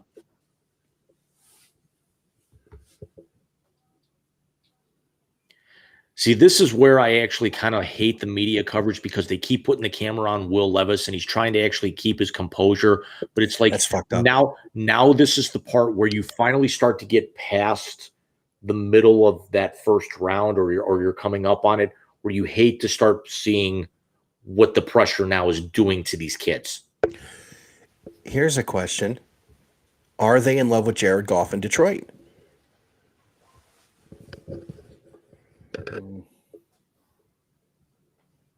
I think he's a better option than Levis because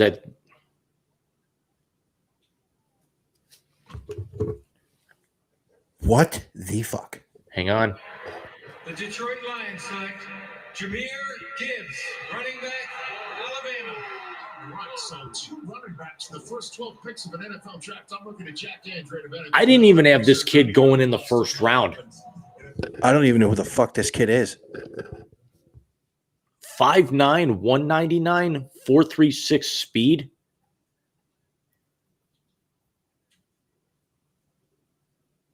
They compare him to Jamal Charles.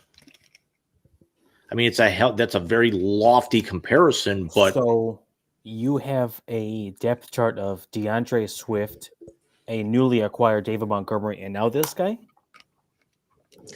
When your number one wide receiver is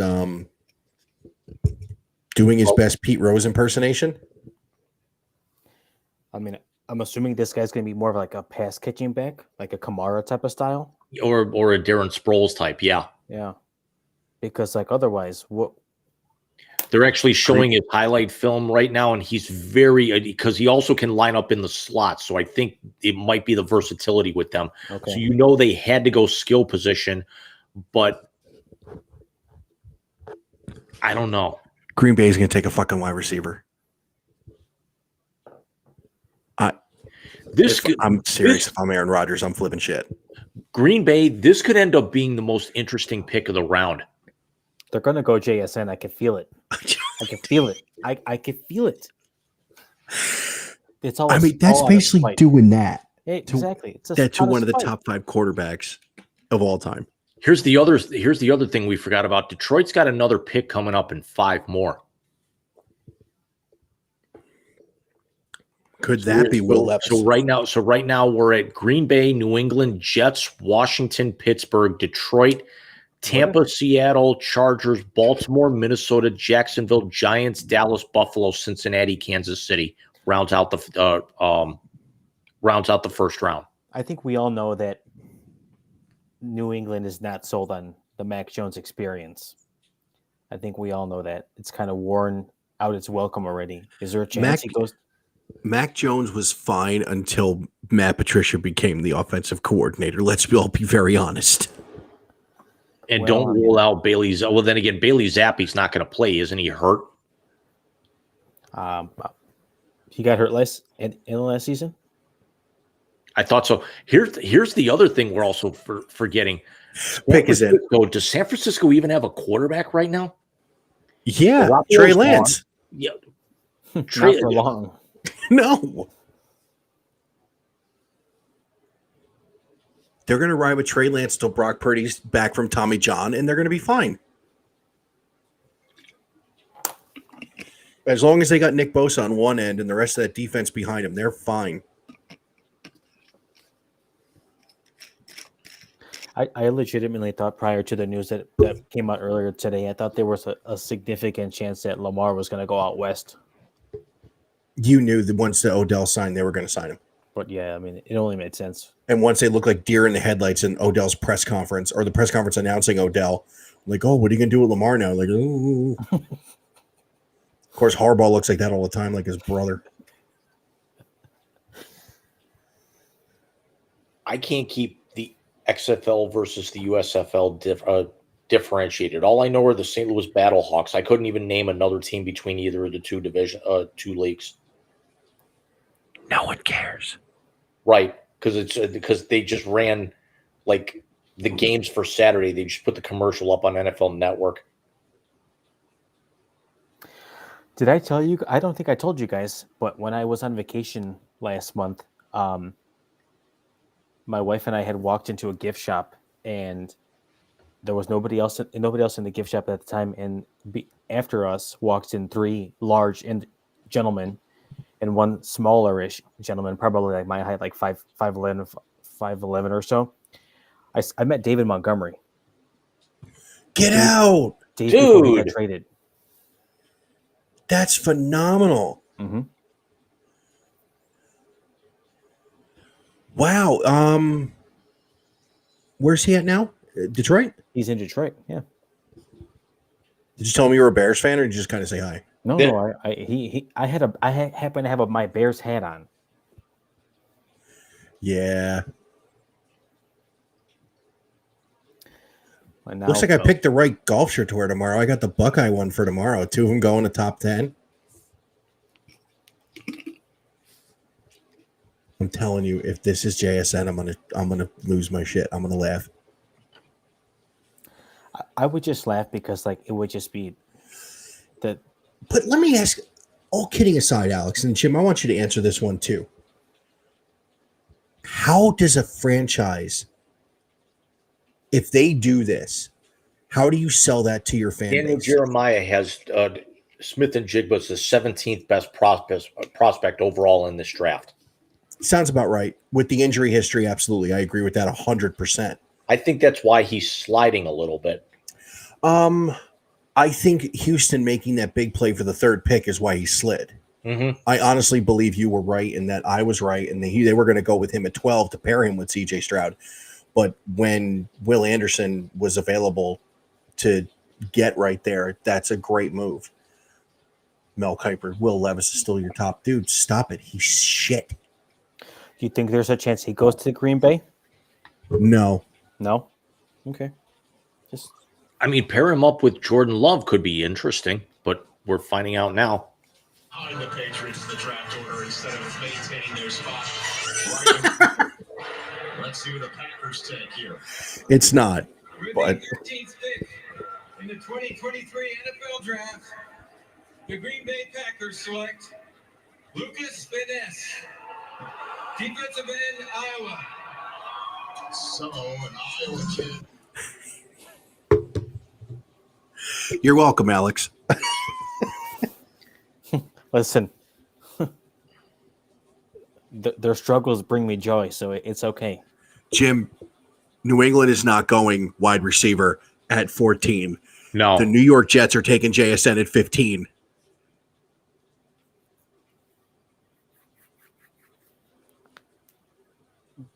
Josh Allen's in some shit.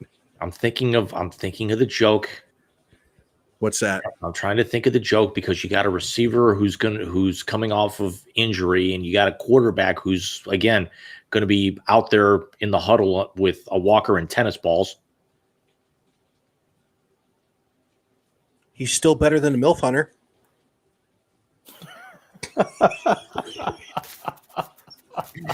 Yeah. They went from MILFs to G-MILFs. Maybe he gives him Hayaska and they all have a little powwow. Who plays the bongos in that set?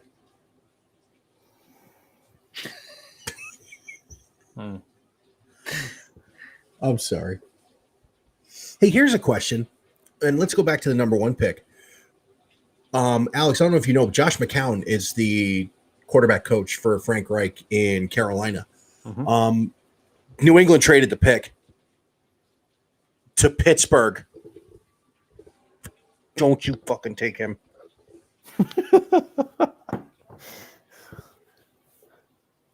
Kenny Pickett does not deserve JSN. Be another Buckeye going to that city of 3 sewers. Although, hey, did you see that dude? 1,100 minor league games, made his major league debut. Yeah. That was awesome. Maggie or something like that. Yup. And Maggio. Jim, Man. I agree with you. Ended today, Tampa Bay, Pittsburgh World Series. I'm down.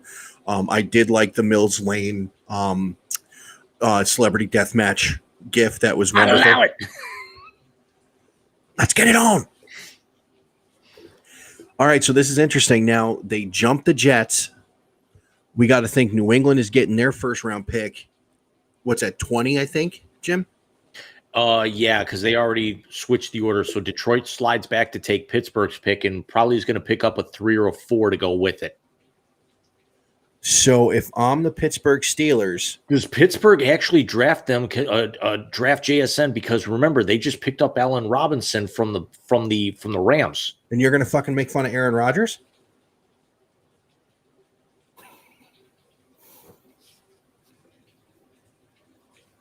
Allen Robinson has grandkids, I think. Yeah.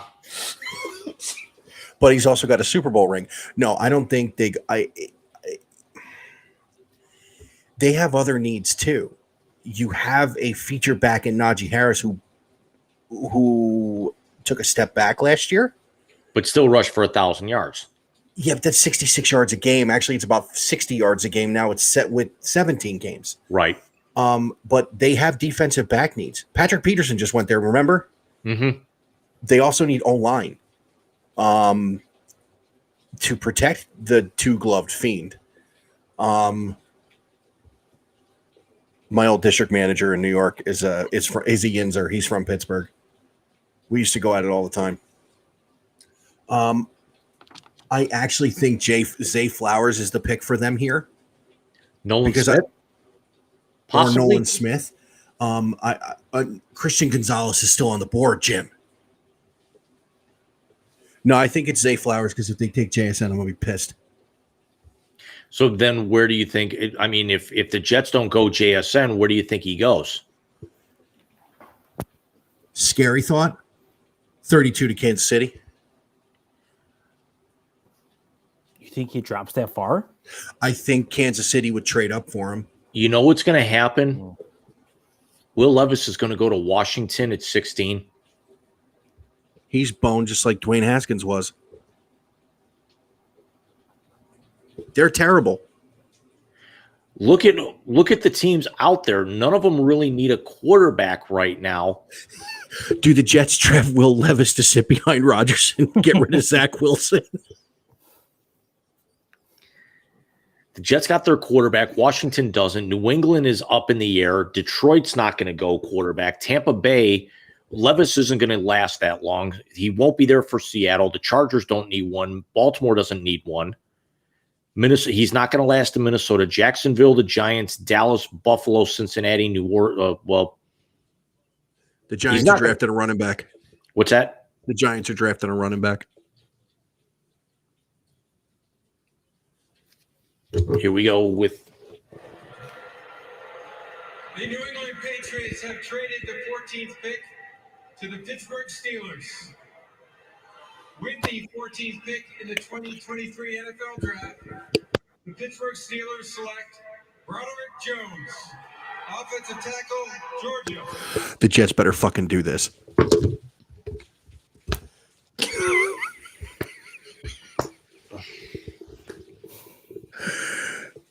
Look, if they had scouts there for Garrett Wilson. It doesn't matter. It's a tackle, which actually, you know what that's going to mean? He's going to, as a rookie, 6'5", 311, not huge for an offensive tackle with an undersized quarterback. And he's got Myles Garrett. Which means it's feasting time for Myles Garrett and the guys with Baltimore and Cincinnati.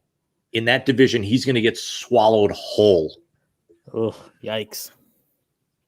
You're going to see this pick in just a second. I guarantee you.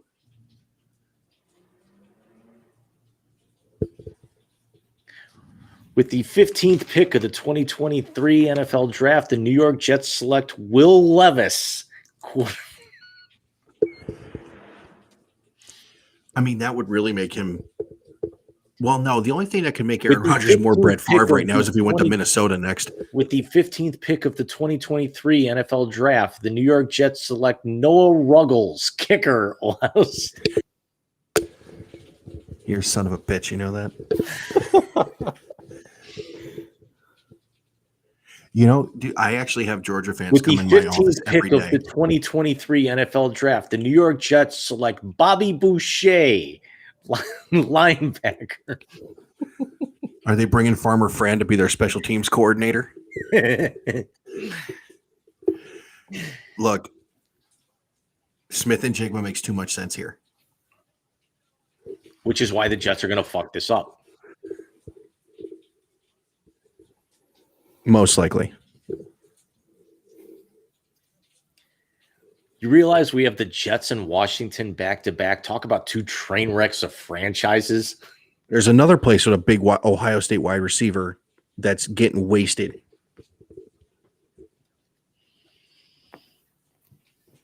Terry McLaurin's a dog. And he's had, Terry McLaurin's quarterback list in Washington reminds me of the time that Keyshawn Johnson looked at a camera and said, I had Rick Meyer throwing me passes.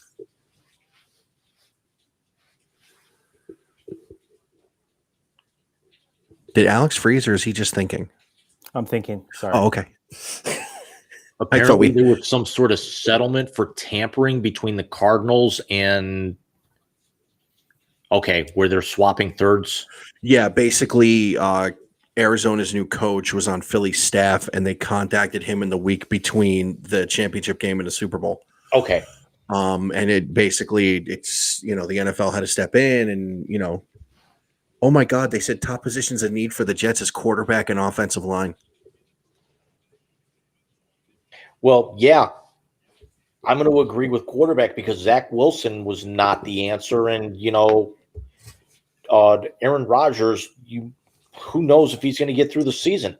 Yeah, but if you're going for it, I think you got to surround him with everything you can. Offensive line would make a lot of sense here.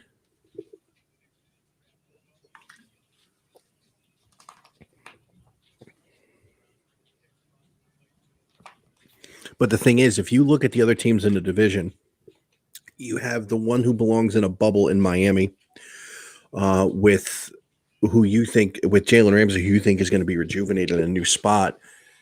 You're going to, if you bring in even as the kid from Boston College, you're going to have too many guys to cover. Flowers. Huh? Zachary Flowers? No, the wide receiver. Flowers. Oh, okay. Mike, I'm sorry to interrupt here before the pick comes in. I know you want JSN. I know it's your team. It's not my team. Well, it used to be your team, but you've got a strong affinity towards it. I think for them a better adage would be Addison from USC.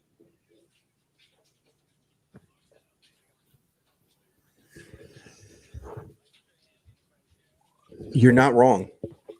He would be a nice pick. I think if they're going to go receiver, I think if you had the choice between Flowers, JSN, and Addison, I think Addison's the pick. I think it shapes up very much like last year, where you had the two Buckeyes and Leslie, and Leslie was the first off the board. Garrett Wilson was the first off the board. You're right. But I don't think you can lose either way with that. I just think Addison might be a little bit better fit with the health issue. Yeah, but you got to replace Elijah Moore if you're the Jets.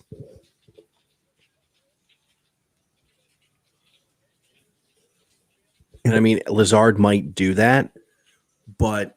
And they're actually throwing it up now. They've got Tyler Conklin, Lazard, Wilson, Breece Hall, and Aaron Rodgers right now as their quarterback and skill positions. Do they need to even go receiver right now with Wilson and Lazard? I don't think you go wrong there if you go receiver here. I will say this. They like drafting from Ohio State. And the guys they draft from Ohio State, outside of Vernon Golston, normally do very well with the Jets. Right, but we also saw how good Garrett Wilson was last year. We do, but now you're talking about the rookie coming off. You were throwing your best defensive back the first half of the year at Elijah Moore, and then you flipped, and Wilson is just that good. The Jets are the first ones taking it all the way down. I wonder if they're looking to shop the pick. I was going to say, they still haven't locked it in yet, have they? No, I think they're shopping it. Interesting. Well, I see hugs and handshakes. So they've obviously made a pick, but just have not announced it. Watch them pull a Minnesota and forget. It's the Jets. It's not out of the realm of possible. Picks in. But as I was saying, it was the Jets. The realm of possibility wasn't is out there. Alex, let me ask you this. So let's talk about the death of the Green Bay Packers. Yeah. Now that your daddy's in New York, Was our daddy. I said now that he's in New York. Okay. Just Let me ask you this: with adding Darnell Wright, with time before the season starts, with some more free agents and more picks in this draft coming from the trade with Carolina, could the Bears win this thing next year? I don't think so. 2 years away? I think so. 2 years away. Okay. Yeah. I'm quite confident right now. As terrible as it is to say, it's probably going to be a dogfight between the Lions and Minnesota, and I think Minnesota might have a little bit of regression this year. I think actually the Lions, very surprisingly, could not run away with the division, but probably walk away with like 11-7. Let me ask this question. We have to see what happens with their receiving core and how the offense adapts. Agreed. There's where Zay Flowers is going to go. Well, we also need to see when those guys get their suspensions. Are they going to get reduced? Are they going to get broken off for the whole year like Ridley? Are they going to miss 4 games? Or it's already done. They're gone. Mm-hmm. I mean, look at what they did to Ridley. They're not given any reprieve. Train bound for nowhere. Sorry. Jim, we haven't used our new sound yet tonight, Jim. Oh yeah, that's right. We have not. I have to go find it. Hold on. It's in my favorites. They just flashed JSN across the screen right now. I'm telling you. Is Rogers there in that war room someplace? No, he's smoking something somewhere. What are you kidding me?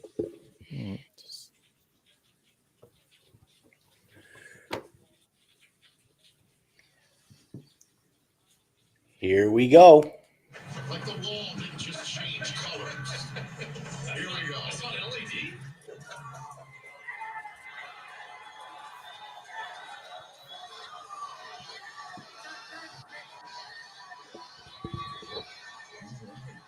The NFL is proud to be part of the global community. Oh, here we go. Life-changing wishes that Make-A-Wish grants. With World Wish Day only a couple days away, I'm joined by Kyle Stickles, a Make-A-Wish kid who battled and overcame bone cancer. They're drafting John Cena.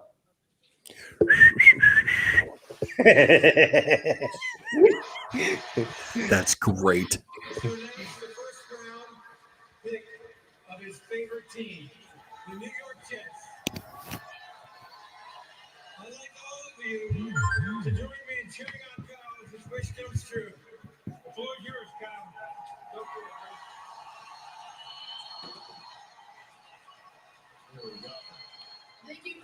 Thank you, Mr. Gazelle.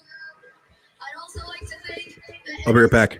the New York Jets and the Make-A-Wish Foundation of Northeastern New York for giving me this opportunity tonight.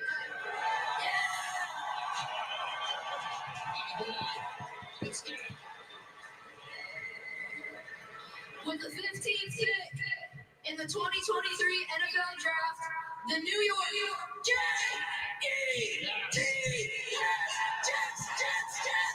select Will McDonald, linebacker, Iowa State. Let's go! I kind of thought that they were going to go defense here. Sometimes maybe good, sometimes maybe shit.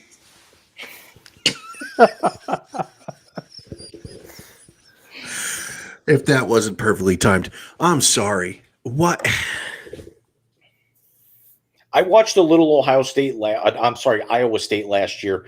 This kid really does well off the corner, and you'd figure in a conference where they throw the ball 95% of the time, it seems, you got to have a guy to be able to get to the quarterback quickly. He can get to the quarterback quickly. I do like the pick.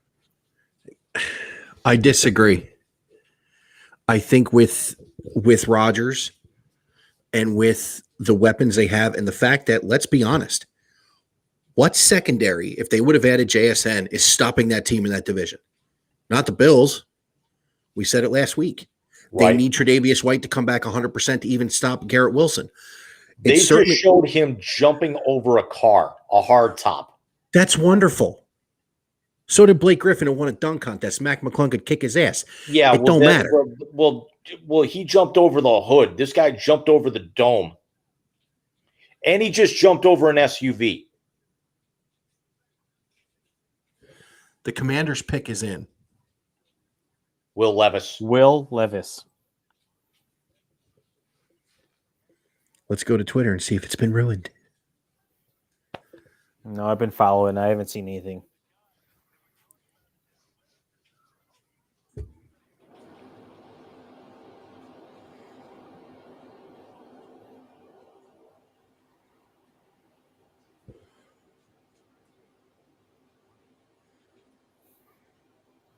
Well, it is Dan Snyder probably doing one more on his way out the door.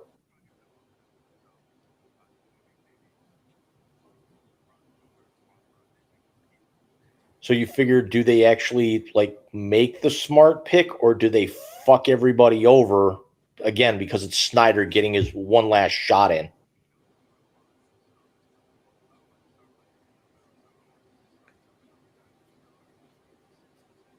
The Browns put out a GIF 25 minutes ago of Deshaun Watson putting on a that's a fucking Bengals hat. No, it's a Browns hat. Putting on a Browns hat and being like, "Oh yeah, look at me. You're a predator, jackass." Can we superimpose his face on the top of the Predator? No, the Predator was a good movie. The Predator was a good movie. Here's one for you. Alien versus Predator was not. No, it sucked. Alex, did you catch the Wiseies at all? Did you watch any of it? I did. Did you like when we did the stupidest move of the year and he put Bill Cosby's one on top of? It's the gift that keeps on giving, and in our case, it's the gift that keeps on giving. I was watching it in my my wife's office with the door slightly closed, and I had my headphones in. Christmas, I was like, I'm gonna keep this low profile. And she was downstairs in our family room, which is in the back of the house. I'm in the front of the house, and she came up and cracked open the door and said, "Are you okay?"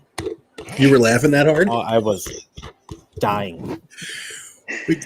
I never told him that I was going to do that, Alex. That was his legit reaction. How do you like the spit take from after I did the Pillsbury Doughboy thing being in the start of this now? All right, so let's try and figure this one out here. So if they go Will Levis at 16, who does New England get at 17? And is Detroit going to come back and take either one of the wide receivers that's left? I am shocked 2 running backs went before a wide receiver, though. I will say that. Well, I mean, we don't really have. Remember, we only forecasted out the top 12 Saturday night. So I think right now the 2 guys that we need to forecast where they're going to end up going is Levis, which we think is going to come off the board now, and where's JSN going? I think he's going 18. Where's the worst case that he's going to fall? I think it's 18.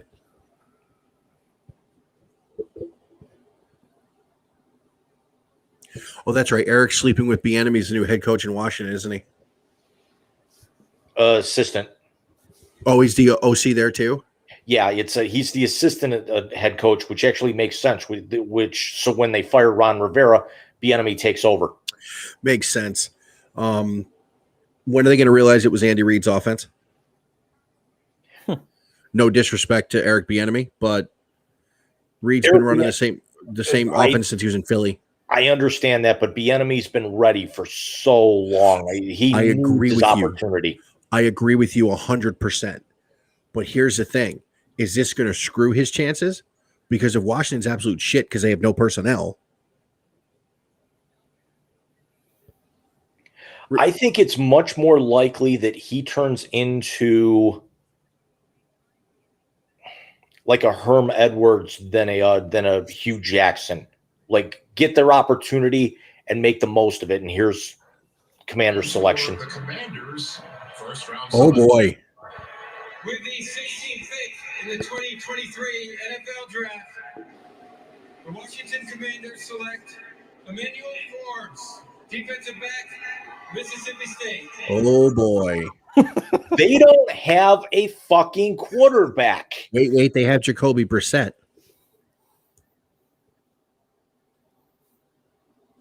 Let me put that into the YZ translator. Seneca Wallace. Jim, the YZ translator needs to be a new segment.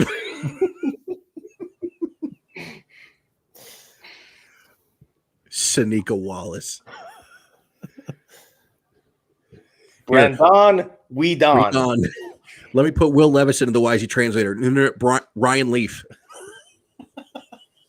No, because that would have meant he would have had to go too. There's no Peyton Manning in this draft. Sorry. He also hasn't assaulted a cameraman yet.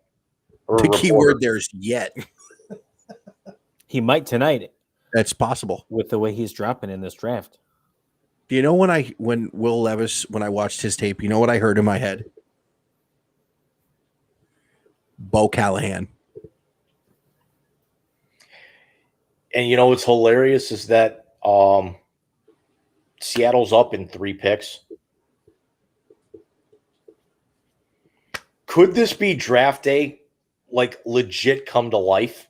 Yeah, but is someone calling someone a pancake eating motherfucker? That's the real question. 10 after 10 pancakes. Is it 10 after 10? Yeah. I got about another 20 minutes. I got to be in a work at 7. Yeah, I told the audience at the top of the show, we don't know if we're going to 10, if we'll go to 10:30. We're certainly not going all the way to the end. Hell no. I wouldn't make it. I'd be knocked out right here. Yeah. Just I'll watch the end of the round and then I'll go to bed. But only round 1 is tonight. 2 and 3 is tomorrow, and the rest is Saturday. Yep. And Patriots are in. This is smart for them.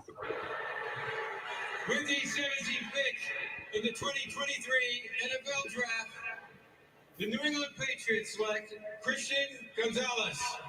That's a good move for them. Yeah, that makes sense. This kid had a So here's the other question about this with now the Lions. Now you have to take wide receiver. I don't think you have a choice. JSN. I think, yeah, you've got to. JSN would be perfect here. Let's get back on the Will Levis train. Tampa or Seattle? Baker and Will Levis. Although I don't see it going Tampa because remember, we still have Kyle Trask in the equation. Kyle Trask is a douche. I think he's garbage. Yeah, but we all projected Trask there because of Brady. Yeah, but this is also Baker's last shot. That's why I'm saying. If Baker doesn't succeed here, Baker's going to be playing in one of the Saturday leagues next year. No, somebody will keep him as a backup.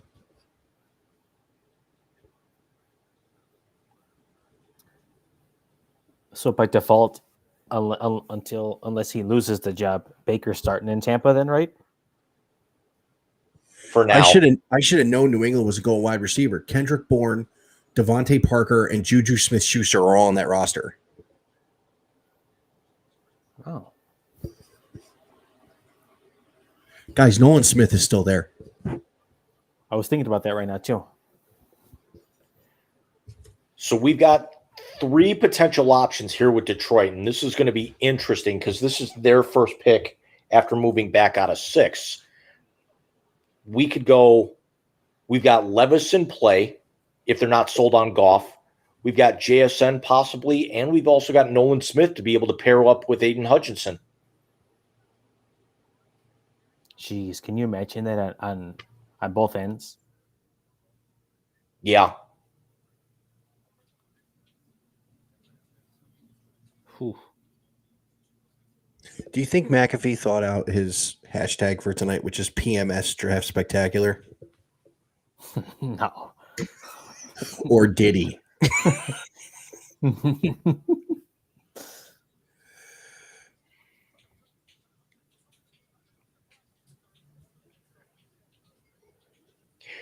Oh, they're actually showing Gonzalez's sizzle reel right now. Mike, you saw that 18 players transferred out of Colorado were entered the protocol. Are they going to have enough guys to field a team?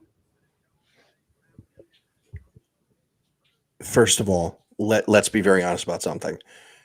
There are certain dudes who are just not set up to play for that kind of personality and the perfection he demands. He's doing the right thing. They're going to be shit this year. The only problem I have with that's a cool jacket. Gonzalez just opened up his jacket. The inner lining has the Colombian flag. Oh, nice. And it's a totally white suit on the outside. Very cool. I hear the Miami Vice music. What's that? I hear the Miami Vice theme song in my head.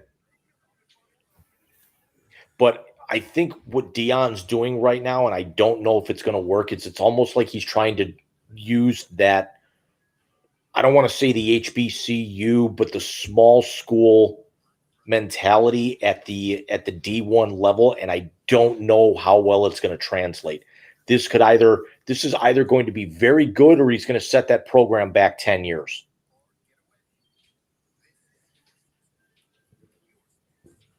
I don't know. I think he's got an idea. Well, everyone's got an idea, but excuse me, but does he have the proper execution to do it? And the pick is in for Detroit, so that didn't take very long. Didn't think it would.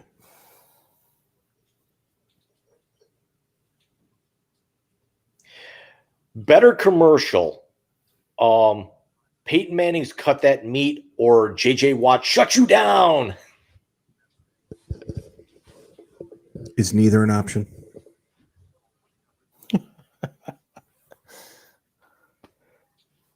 Here's one. I had to get insurance info for a customer today from Progressive. And it made me remember this one. Bake, turn it down. The neighbors are complaining. And then I thought of the fact if he was there playing Xbox with Jedrick Wills, that guy wouldn't have been able to turf the field. Yeah. But instead, Deshaun was ice fishing, and the guy got to the field. No truth to the rumor that they actually have repaired it yet. Well, where are they going to play, Jim? When they redo this stadium and Jimmy Haslam spends more taxpayer money, where are they going to play? Right. Yeah, we actually had some pretty big news come out in the last couple of days, or at least in the last week regarding stadiums. We Tennessee is going to got approval for funding to possibly put a retractable on top of Nissan Stadium. They want a Super Bowl. Yeah. We're still trying to figure out what's going on with Cleveland Brown Stadium, which is not First Energy Stadium anymore. Who's more crooked, First Energy or the Haslams? Yes. Okay. First Energy is the power supply, is the electric power supplier in this neck of the woods, Alex.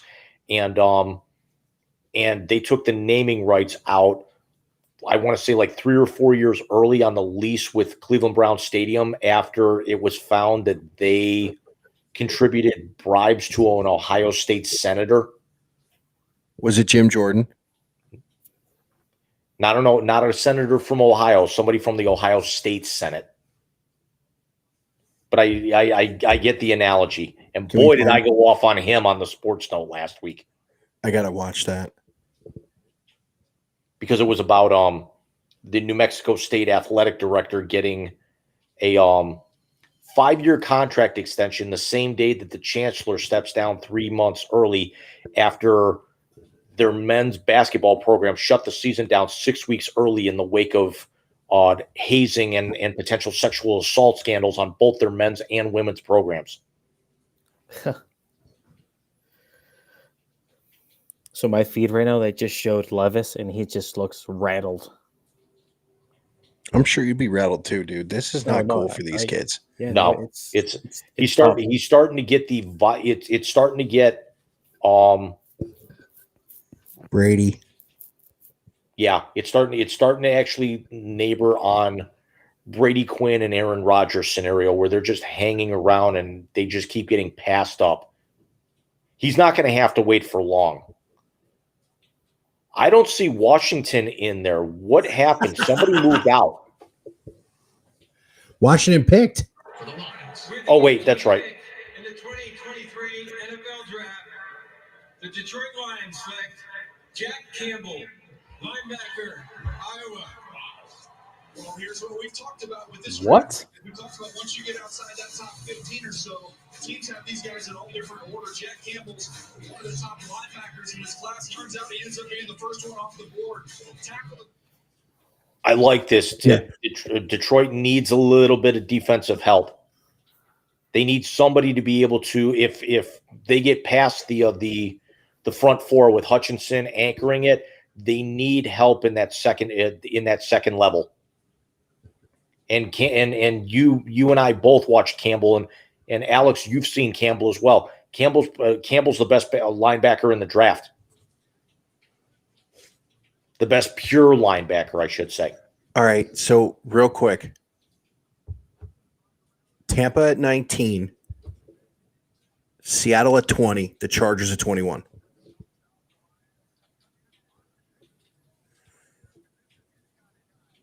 Oh my God, Tampa's pick is in.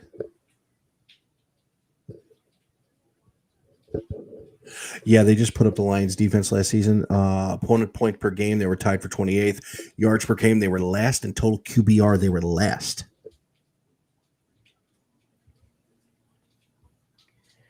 This is going to be interesting, these next two picks, because then at that point, it actually becomes a crapshoot for the last 10 of the round.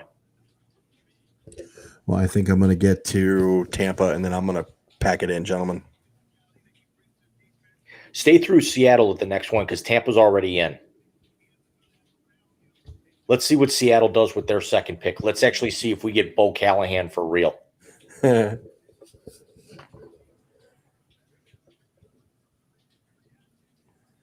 I don't see another team at the bottom half at the bottom third of this first round that would actually take him. Ooh. Watch him go off here to Tampa. If they don't think Baker's the future, I don't see why not. No, but I am going to wrap it up after Tampa, gentlemen, because I am fading out very quickly.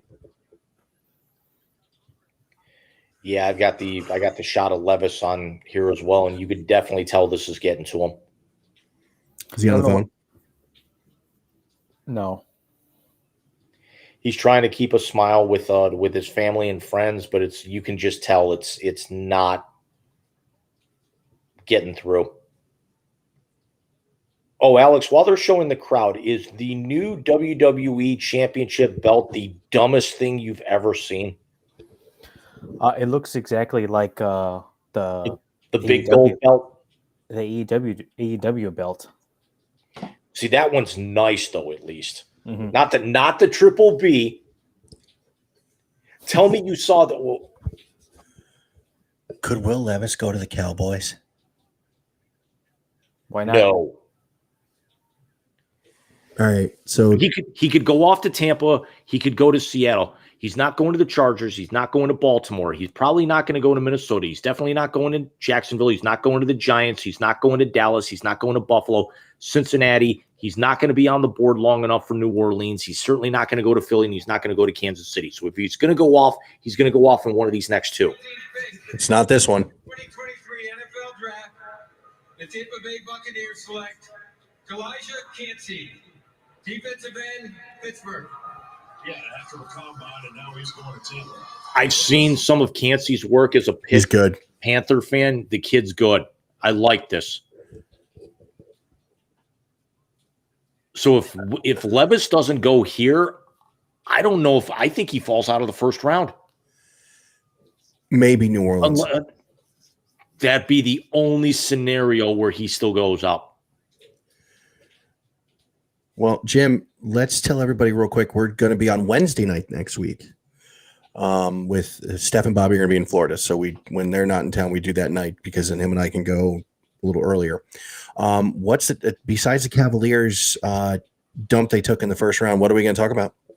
We'll actually do a little bit of reflection here on tonight's festivities. We'll talk a little bit of baseball, and because really we ain't got a whole lot out there. We've got some residual NBA and NHL playoffs we could talk, and then it's just really baseball and whatever else comes up. Well, gentlemen, I'm going to bow. Alex, thank you so much. It was very nice to see you. Of course. Thank you. And guys. again, remember, the guys, the invitation's open. You'd have to need a boat tonight, but it's open. Basically. So Big Rican's going to sign off. Gentlemen, have a good rest of your night. I don't know how much longer you're going to last, but I am fading out, and I've already gotten the text message you're getting up in 6 hours. So I'm going. Well, Michael, I will talk to you tomorrow. It's been a pleasure, buddy. Thank you, gentlemen. And as always, I will sign off in the only way that I know how for the end of all time now, James.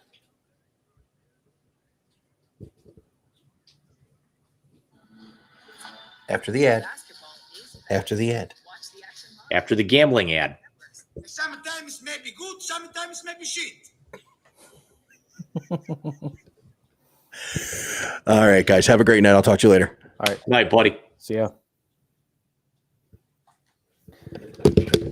Jim, I'm gonna probably hang through this pick, and then after that, I'm also gonna sign off on here too. Yeah, I think I'm going to call it a night because I've been going 2.5 hours almost. So I think I'll go through Seattle and we'll call it.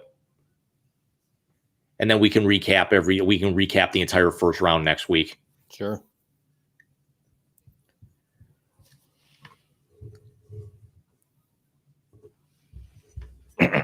And of course, they put up a friggin' commercial break. Mm-hmm. So how great was the MJF and Sammy Guevara bit from Wednesday night? It was fantastic. It's my best friend Adam goes, "What the fuck am I watching?" I said, "Only the greatest thing in the history of televised wrestling." I think I'm actually kind of tentatively planning on heading to I think it's just like a Dynamite Rampage taping the 16th of June. They're here in Chicago, so I think that could be the launch of the Saturday show, if I'm not mistaken. Oh, and I okay. think from what I'm reading, there's a possibility if everything gets ironed out, your boy comes back, your local boy. I'm kind of Yeah. I'm over that already. What did you think of Roderick Strong coming out? It was kind of shocking, honestly. I didn't even think his contract expired. I mean, it makes sense for him to go there because that's where his wife Marina's working. Right.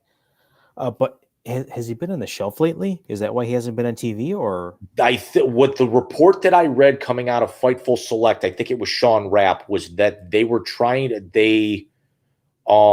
when they rebooted NXT 2.0, which I don't even watch anymore, even though I've got cable, that they were trying to get him to become a trainer at the Performance Center, and he still wanted to be able to go, and he just quietly just let it expire so he could actually go sign there because, I mean, you know, Austin is his best friend. Right. And his wife works there. Mm-hmm. No, I mean it definitely made sense. I almost honestly forgot about him in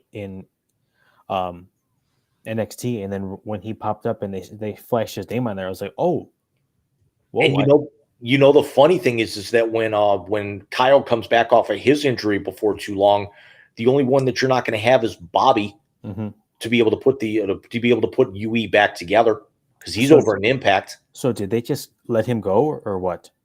He decided he did not want to officially sign with them. He was on a handshake deal. Okay. And then just went to Impact. Okay. How bad did they drop the ball not debuting somebody like Mercedes or Trinity or whoever in the Jade Cargill Taya Valkyrie match? I mean, in order for them to get the title off of her, they need to have it's got to be a massive name, and theoretically, it would only have to be Mercedes Moné. Honestly, could you possibly think that they could be holding out until Statlander's ready? It's possible too. I know she's coming off of ACL, right, or something. Yeah, it's the second ACL. I think she'd be cleared in time for All Out. Okay, at Wembley. It's possible because honestly, I don't really watch any of Rampage. I just mainly watch Dynamite. I'm the same way. Yeah.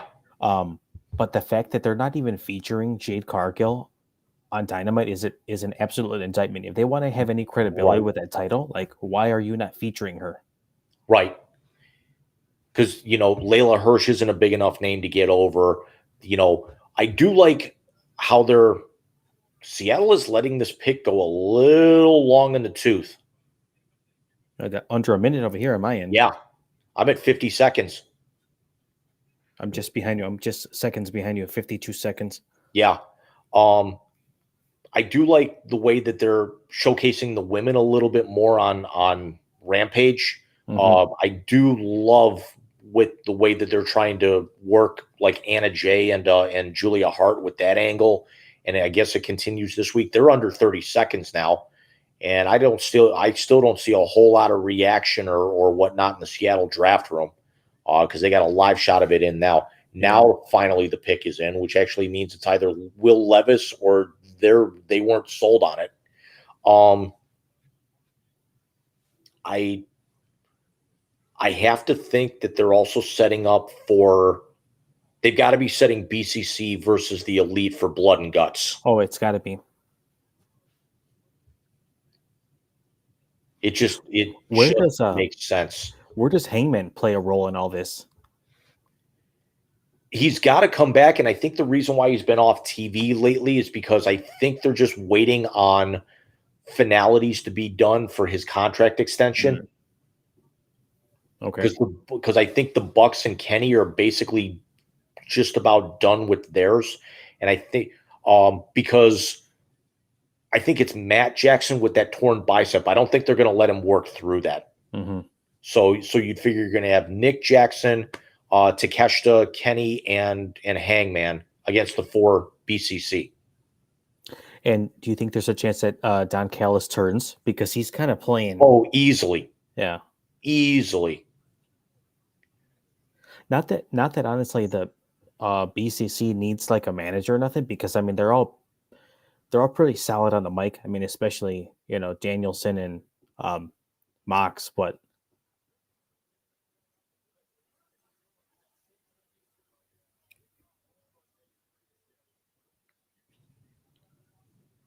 you're back now. I think you froze for a second there. Okay, yeah, it was me.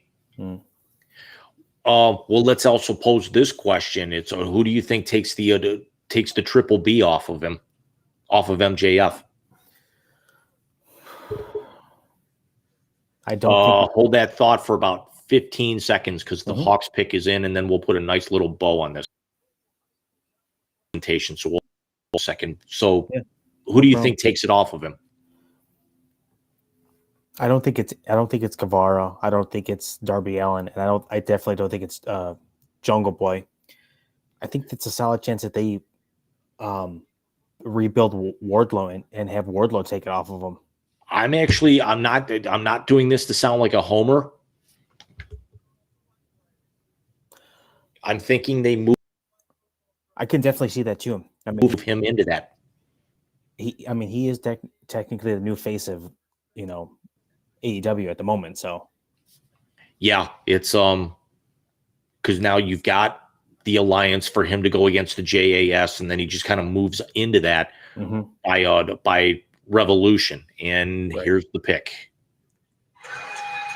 With the 20th pick in the 2023 NFL Draft, the Seattle Seahawks select Jackson Njigba, wide receiver, Ohio State. there it is. Wow. I like the pick. Mike's going to love it, which actually means Levis is going to fall if New Orleans does not take. Unless the only way that I see him getting snagged at this point, thinking that Kirk Cousins' days are numbered. That's possible. Waste a first-round pick on a guy knowing that they still have him locked up a couple of more years. Yeah, because you think Seattle with DK and Lockett and now Jackson Smith, it's pretty huge. Yeah, very much. They're definitely going to be a downfield type team. But we're going to wrap this up. We've gone 2.5 hours live tonight. Alex, again, thank you very much for joining us. We know we're going to see you again very soon here with the Wise Guys. Now that we've actually gone, I think one of the things we're going to be planning is we might do a live Dynamite watch along and get Mike involved. Certainly, you and I would be involved with that. That's why I'm kind of dreading next. Going to cut into my Dynamite viewing. With as good as the last couple of shows have been, but be in contact with some of the reaction from tonight, some of the fallout, especially certainly with the weekend. We got baseball in full swing. Microphone over. But any last words, any plugs or anything? No, I just want to say thank you so much for having me on. It's always a blast talking with you and Mike. Whether it's football, baseball, basketball, a little bit of wrestling involved, I'm definitely all in. And when it goes off the rails, it gets even better. So, well, again, Alex, thank you very much, buddy. We love you, and we will talk to you here very, very soon. Sounds good. You have a great night. Have a good night, buddy. Thank you. And ladies and gentlemen, that's going to do it tonight for this very, very special 2023 NFL live draft reaction of the Wise Guys. I want to thank you very much for being here with us. I wish I could actually go all the way up until the end, but it's getting pretty late here for me as well. I can't ride out another hour with this, especially now with the fact that we're going to be in a little bit of a crapshoot over these last, 10, 11 picks. And it's at this point, it's just turned into the fall of Will Levis, which again, I feel terrible for the kid at this point. But again, thank you very much. We will see you guys next week with our regular Wise Guys show. Everybody take care. I'll be back with you guys with the sports note here, hopefully sometime this weekend.